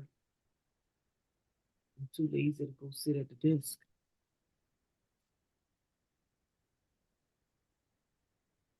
So if you could file your business. I paid $200, but it comes out of my refund. right. You don't have to pay them directly. Yeah. I let them take it out of my refund. Hold on. Let me see. So, and as long as I break even, I don't be concerned. Now, if I owe, then I have to make some adjustments. But here we go. Business tax, small business tax. Let's see what the price. Yeah. So, and I like I like doing look. So this is if you get assistance. Look at this. Look at these tax preparers are charging. I wouldn't. The reason I told a sister don't file don't dissolve an LLC because um self-employed is going to help you, especially if you don't have no kids. Now, if you got kids and get that earned income, then you're not going to see the benefit of it. But for us, we single, right, Brandon? Yeah, we, we need all the tax deductions we can get. for real. so so that's why we have small businesses and keep them LLCs, honey. We need that. We need that. Um, but if you get help, this is how much they charge you. Hell, I should be charging this. But sole proprietor self-employed is 200. You when you file it, you can do 200. But if you're going to start filing S corp, so I've heard a CPA said if you're not netting 20K, then ain't no need to change it to no S corp. You ain't making no money. You still in the negative. Nah, Right. if y'all learn anything from the knucklehead, you know, you shouldn't be in the negative every year now. He's like, go 2 years, gain a profit 1 year. Go 2 years, gain a profit, or whatever. But I show a Yeah. profit. It doesn't bother me. No, I was gonna say, really, every year your prices and your products should be raised up by a certain percentage. Yeah, because think about it. If you everything else goes up, Yep. everything else goes up. So I do my I do my taxes on here. Let's see what the filing deadline. And they ain't playing either this year. They mess around. Your butt don't file on time. They come see about you. They sending letters and everything. They're knocking at your door. Yeah, they want to come see it. But the beauty of doing this, you always have access to your own documents. With the whole tax deal. So this is, you only pay if your dollar amount is a certain amount, you don't pay. But yeah, but I use and I used to get it audited, but I'm like, I don't need no audit. I ain't making that kind of money, and I sure don't have those type of assets. So I'm just doing a simple little return, self-employed, self-employed independent contractor. And I'll opt into this 169. It depends. Well, so when I started investing, I started opting into the 169 just to make sure, you know, just to Mm-hmm. have that option if I needed their help, you know, they looked over it. But for the most part, I'll just do the $89 packet. Now, what's the difference between like the full service and the assistant? Like assistant is you doing it by yourself, right? Oh, this one over here, they help you talk about your local taxes too. So this one, they'll try to make sure they estimate and everything. This one they just asking questions, answering questions, and look like it's actually getting answered by AI. Right, basically. Watch. You may not have People a gonna get in real trouble for person, that. huh? Yeah, don't look like you have a real person, huh? I said that does look like yeah, that's all fake. Yeah, and this one looks like maybe a real person that you're talking to. But honestly, everything is kind of dummy proofed, Even I love when I started loving the Intuit product is when they added the FinRaise. They added all of the investment apps. So when you get to that part when it asks you, do you have any investments? All you have to do is log into your investment account on the TurboTax. Is linked it is linked in. So all you have to do is log in and it pulls in all your documentation. You ain't got to go try to figure it out. Where does this go? Does this apply or anything? It'll pull all that data in for you and you just keep moving. And this is for your personal taxes, right? Yeah, person. If Or is you this if you both? Yeah, if you do it as an individual tax preparer or if you do it as a self-employed.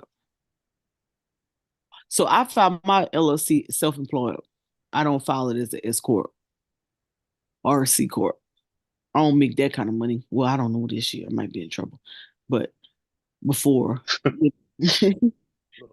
Bowling. yeah, I'm gonna be in trouble this year. I already know I'm with some money.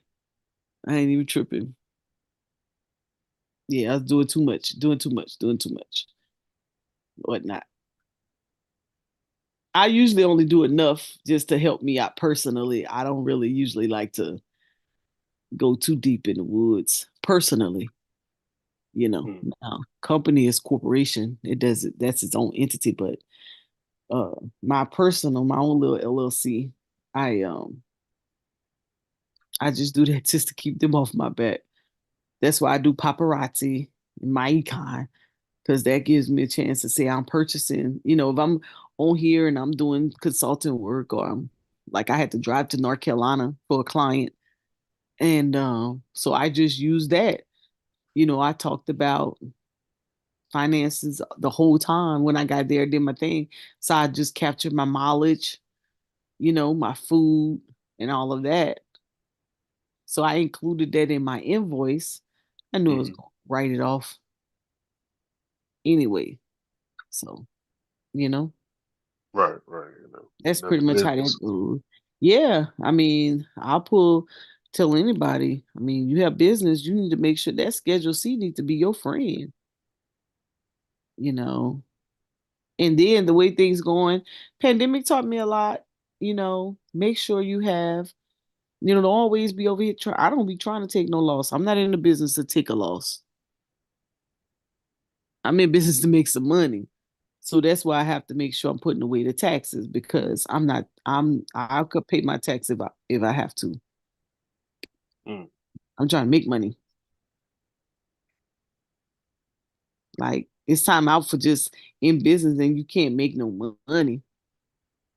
At some point, I need to be making some money, or I need to get, as AE would say, I need to get in a business that has the least amount of expenses, and that's what trading or something Yeah. online, training consultant type stuff.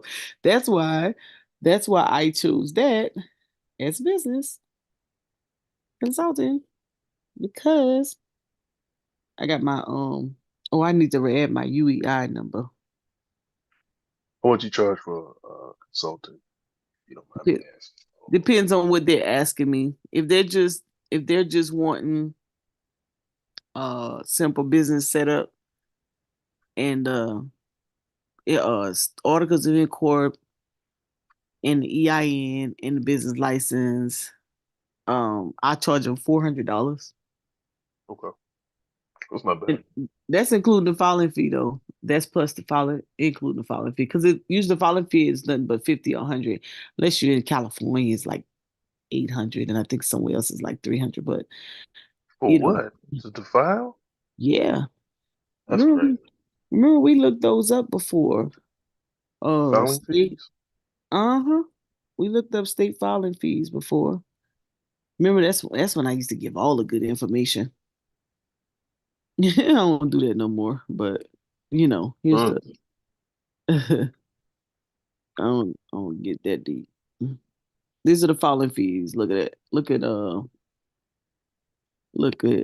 Alabama, $183. Even a nonprofit is 183. They trying to make their money. Look, Alaska, 250. Let's see who else got big fees. These look, Connecticut, 315. Who else got big filing fees? Uh, Look at that. LLC filing Massachusetts, 520. Why? It's more than the corporation filing fee. Who else got big filing fees? Who else? Tennessee, 309. Texas, 300. I know I did 300 from somewhere. That's Texas. Mm. That's Chris's filing fee. Oh, wait a minute. That passed California? Did I say Yeah, that what wrong? we talking about? LLC? Yeah, both Yeah, just corporation filing. and LLC. Yeah, $300. Filing. Yeah, there you Yep. go. Oh, it's only 70. I said that wrong. Hold on. That answer call.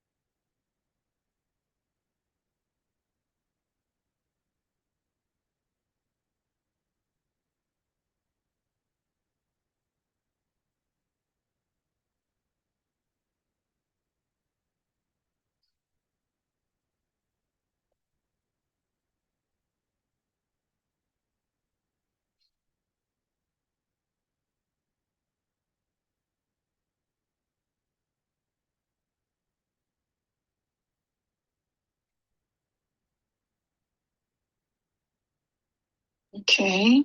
Bad, y'all. What have you in trouble? No, I'm trying to have someone with an Excel file. Hold on one second. Uh,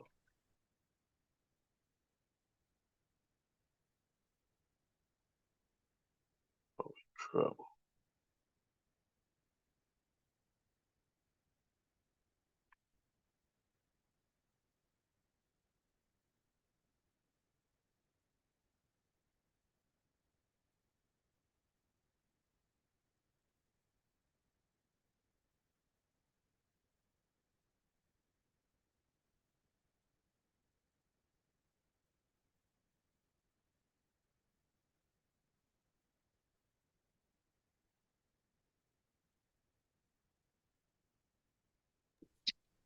Um, You see what it says? File, home, insert, share, page layout formulas. Hmm? Like, right give me here. 1 second. Yep.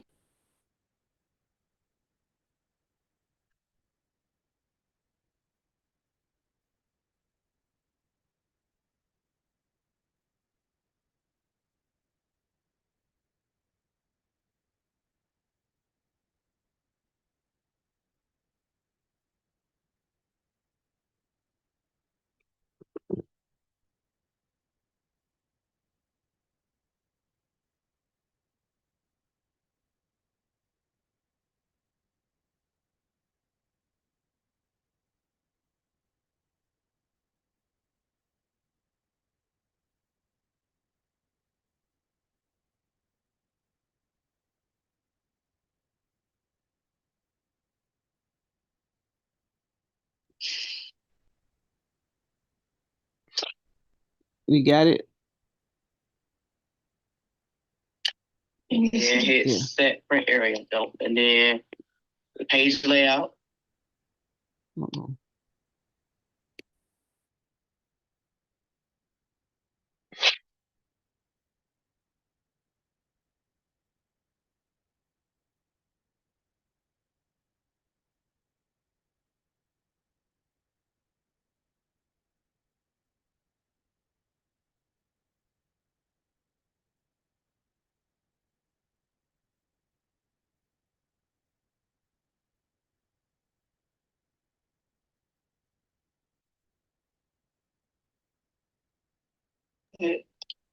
Okay, let's see. All right. Call me back if you need some I more. got it. All right. Okay, thanks. Yeah. So, Jim Brandon said, did you get in trouble? Mm-mm. Nah, I ain't get in trouble. Yeah, they working on something to help them with Excel. But yeah,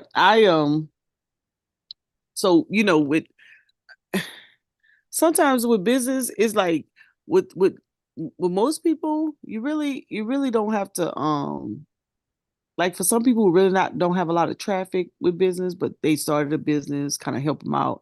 Like I said, with these with the taxable income piece of it, to lower your taxable income, or just to kind of help out in that area, then that Schedule C could really help you out. Once you start, you're like, you know what, I need to start making some money. I need your business, when you do start making money, your business really you're not going to benefit much from the lowering the taxable income because you're going to start making money. So your net profit is going to begin to increase. So that's when you really have to start managing this right here, when you're getting into your breakdowns. You got to start managing because you got to start putting that taxes away.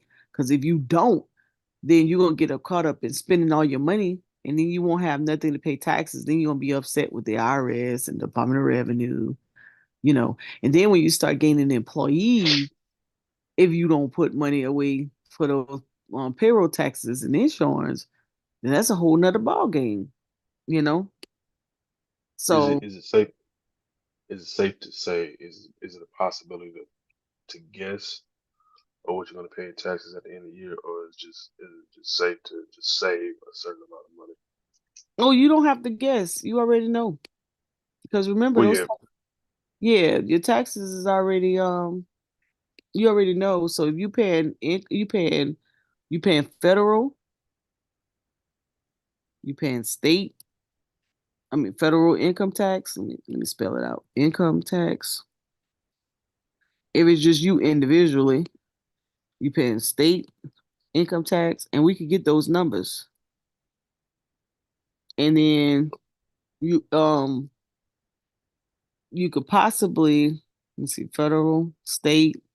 If you're selling a product, you have your sales tax. That's within your state, though, or your county. Depends what that dollar amount is. Like I already know South Carolina is 7% off the rip. And then my income tax is gonna be based on the tax bracket. So you could get so what I would do for taxes mainly, well, I'm not selling anything, so I would either say, okay, of my income, you could put it away to 15.3%, which which is the payroll taxes insurance if you want to base it off of something. 15% of your product, is going in taxes. Is it Um 15 or 50? 15, 1 5. Okay. You can estimate it. Um let's Google it and see what it comes up.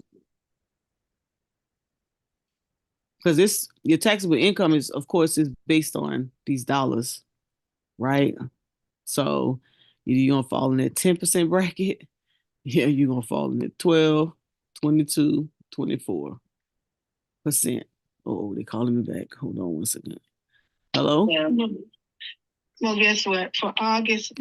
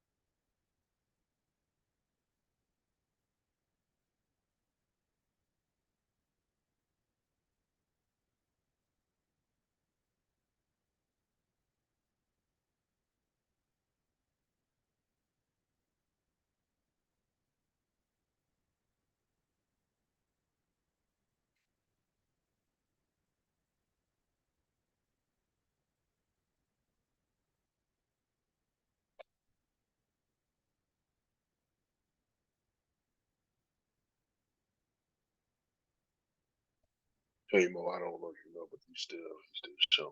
I don't know if you cut off on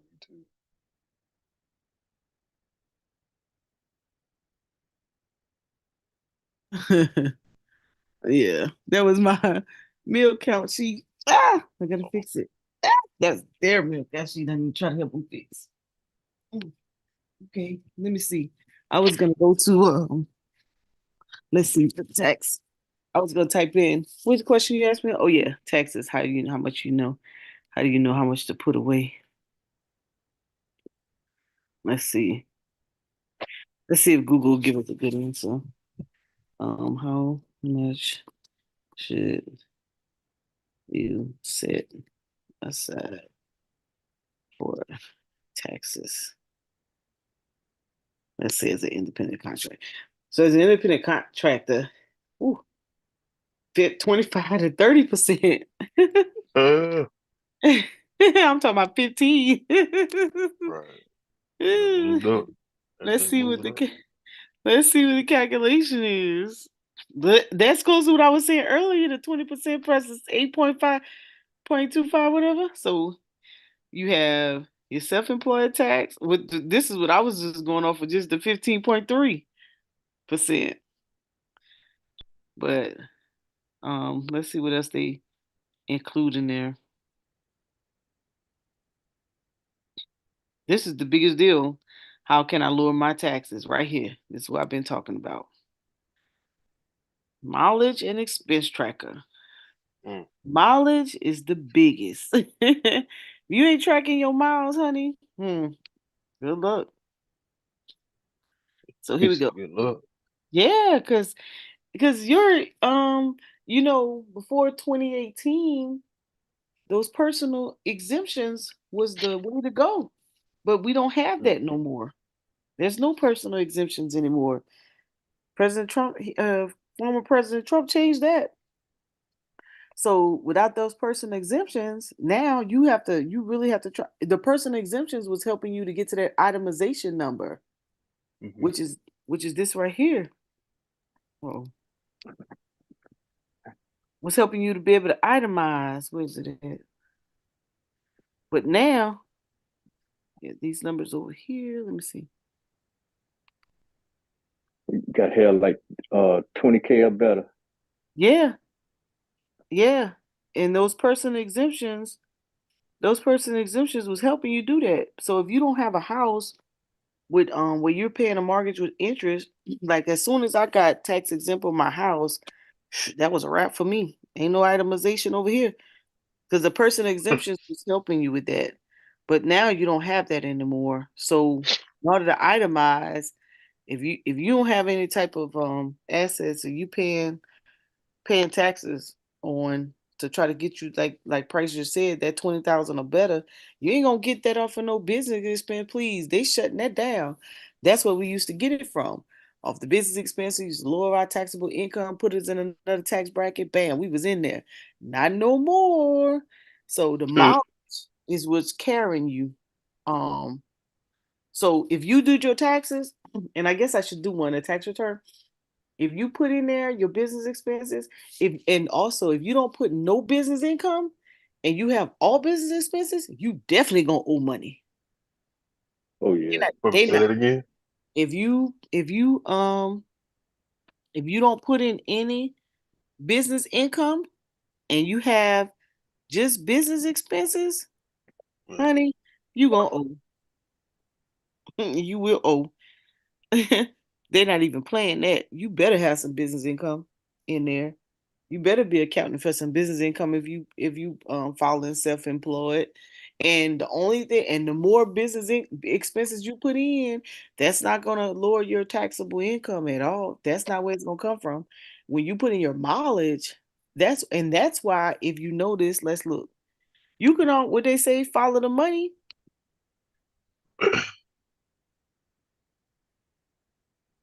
You can always tell what matters the most when it comes tax season. Look at these brackets. 67 cents a mile. Honey, they went from we went from let me see if it has a comparison. Okay, let And me then that used to be higher. no, it used to be lower. Okay, so it was 44 then. It 44 was 50. right. This is my rate. Um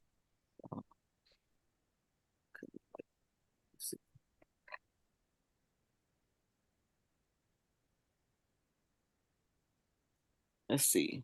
Here we go. Look at this price. 50 and 21.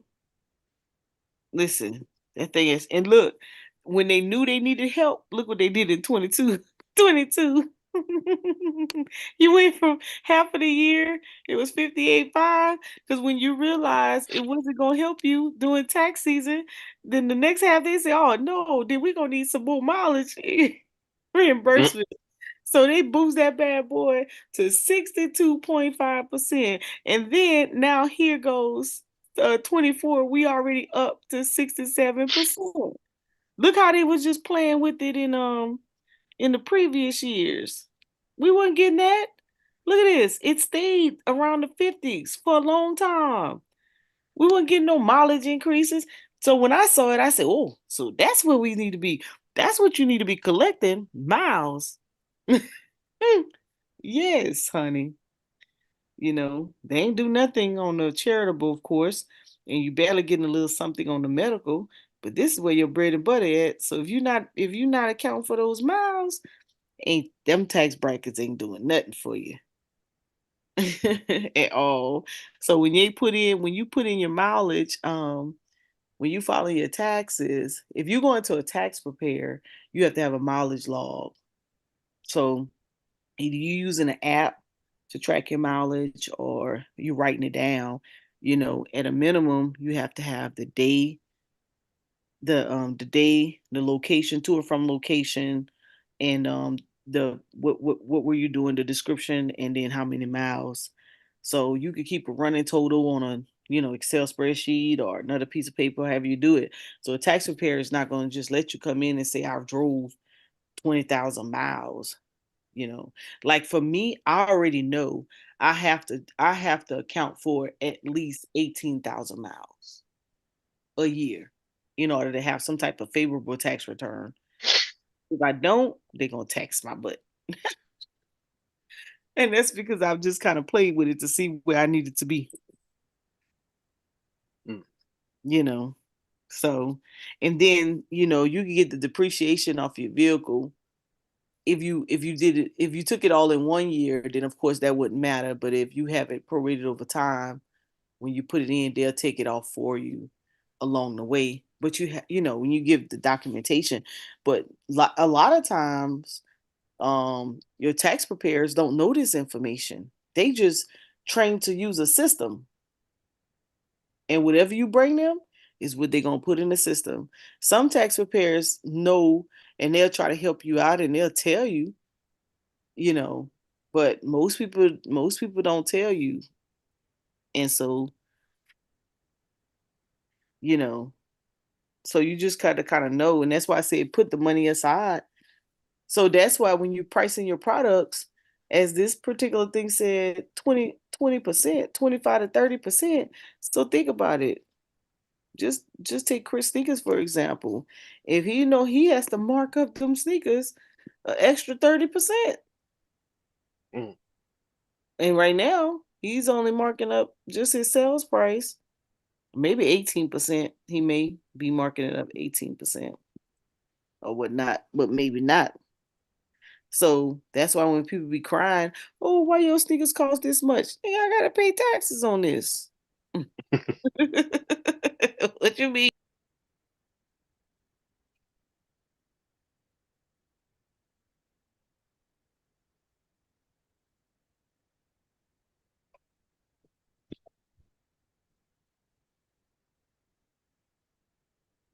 Lost you, Mo.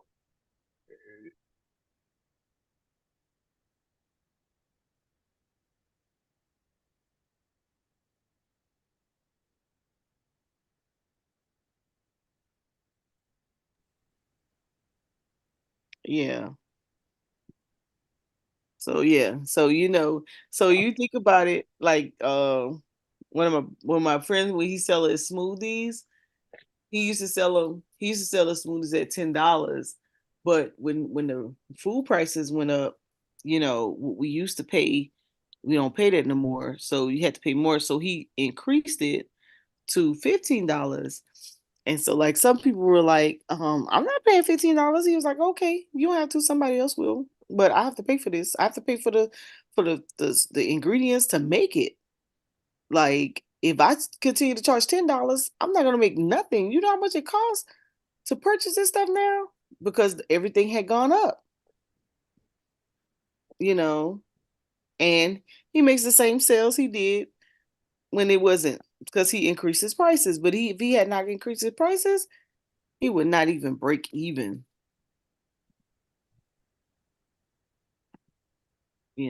And sometimes that's a hard sell for a lot of people.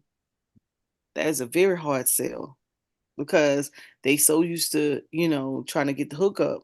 But then you have to think about it. Are you running a business? Or are you running a social club? Are you running a business? Or, I mean, how are you going to take advantage? Or maybe you're just not interested in expanding. Maybe this is just a hobby for you, you know? And sometimes it's hard to increase prices because you think you're going to lose your clientele. And that's why marketing is important. Keep yourself Right. relevant. About to say, yeah, that's where you gotta get creative.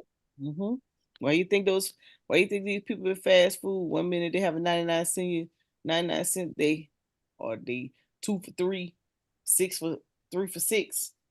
Right. We got to get creative with themselves, So, anyways, we done went off on a tangent.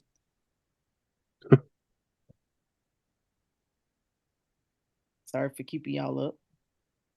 Hey, I just want y'all to know I went on the trade. Y'all didn't. Y'all didn't show up with the trade. I could have traded the Apple. My computer started tripping. Sonny was in the chat. Garfield went live. Was live. I didn't know he was live, so my live was messed up. And then and then Apple went from 180 to 185. I was so mad because I was trying to get that option in, but I was trying to fix the computer. Yeah. It was too funny.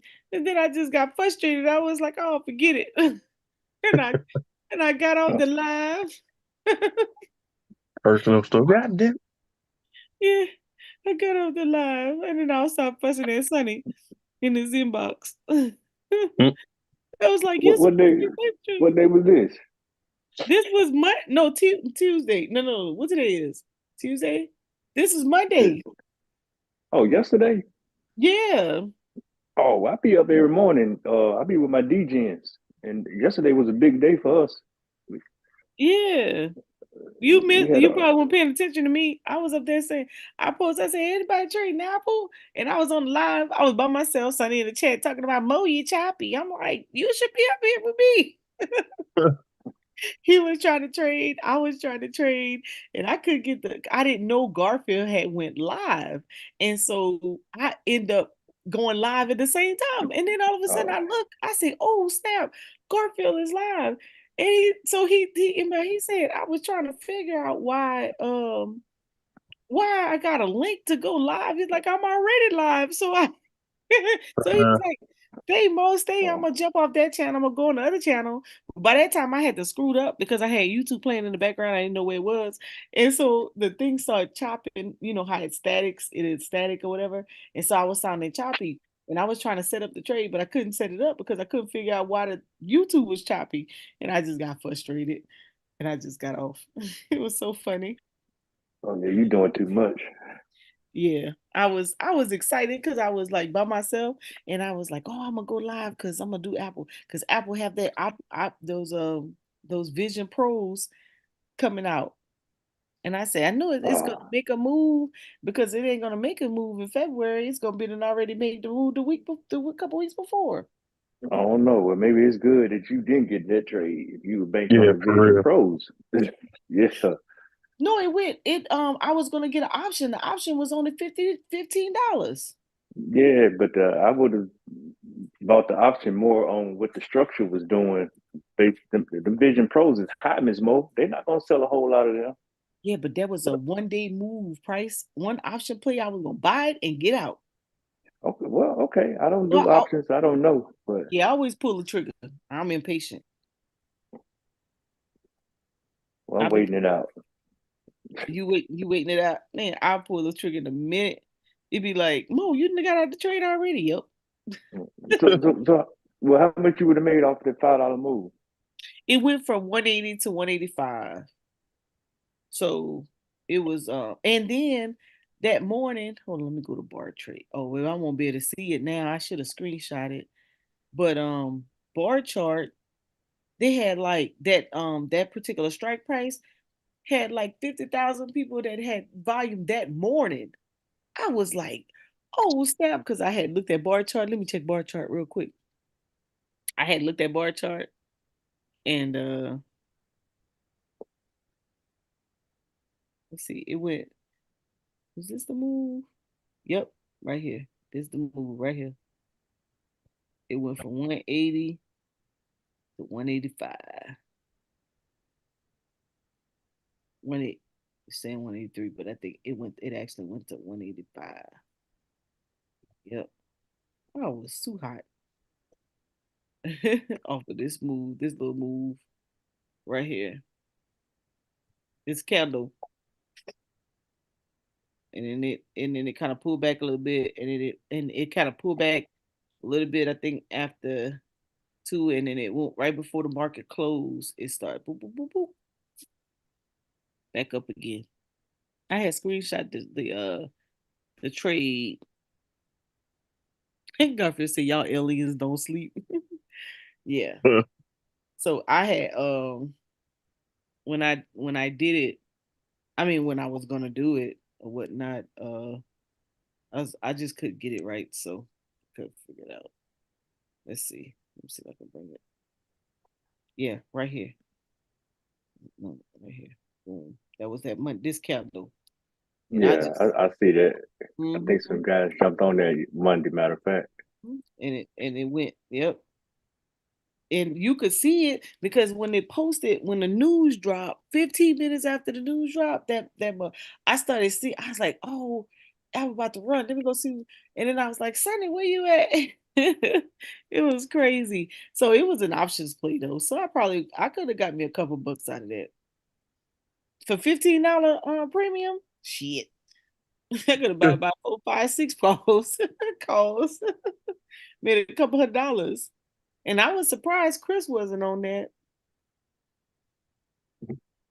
So, but anyways, I ain't about to keep y'all up because we'll be up all morning. No, I got 5 more minutes. I'm waiting on this last candle. Well, I'm waiting on the next candle on this BTC. Oh, you should have made some money. They went up pretty good today, huh? That No, uptrend yeah, no, it went good yesterday. Had a 9.5% candle. So we're trying to see if we're gonna pick up this next impulse. yeah. Okay.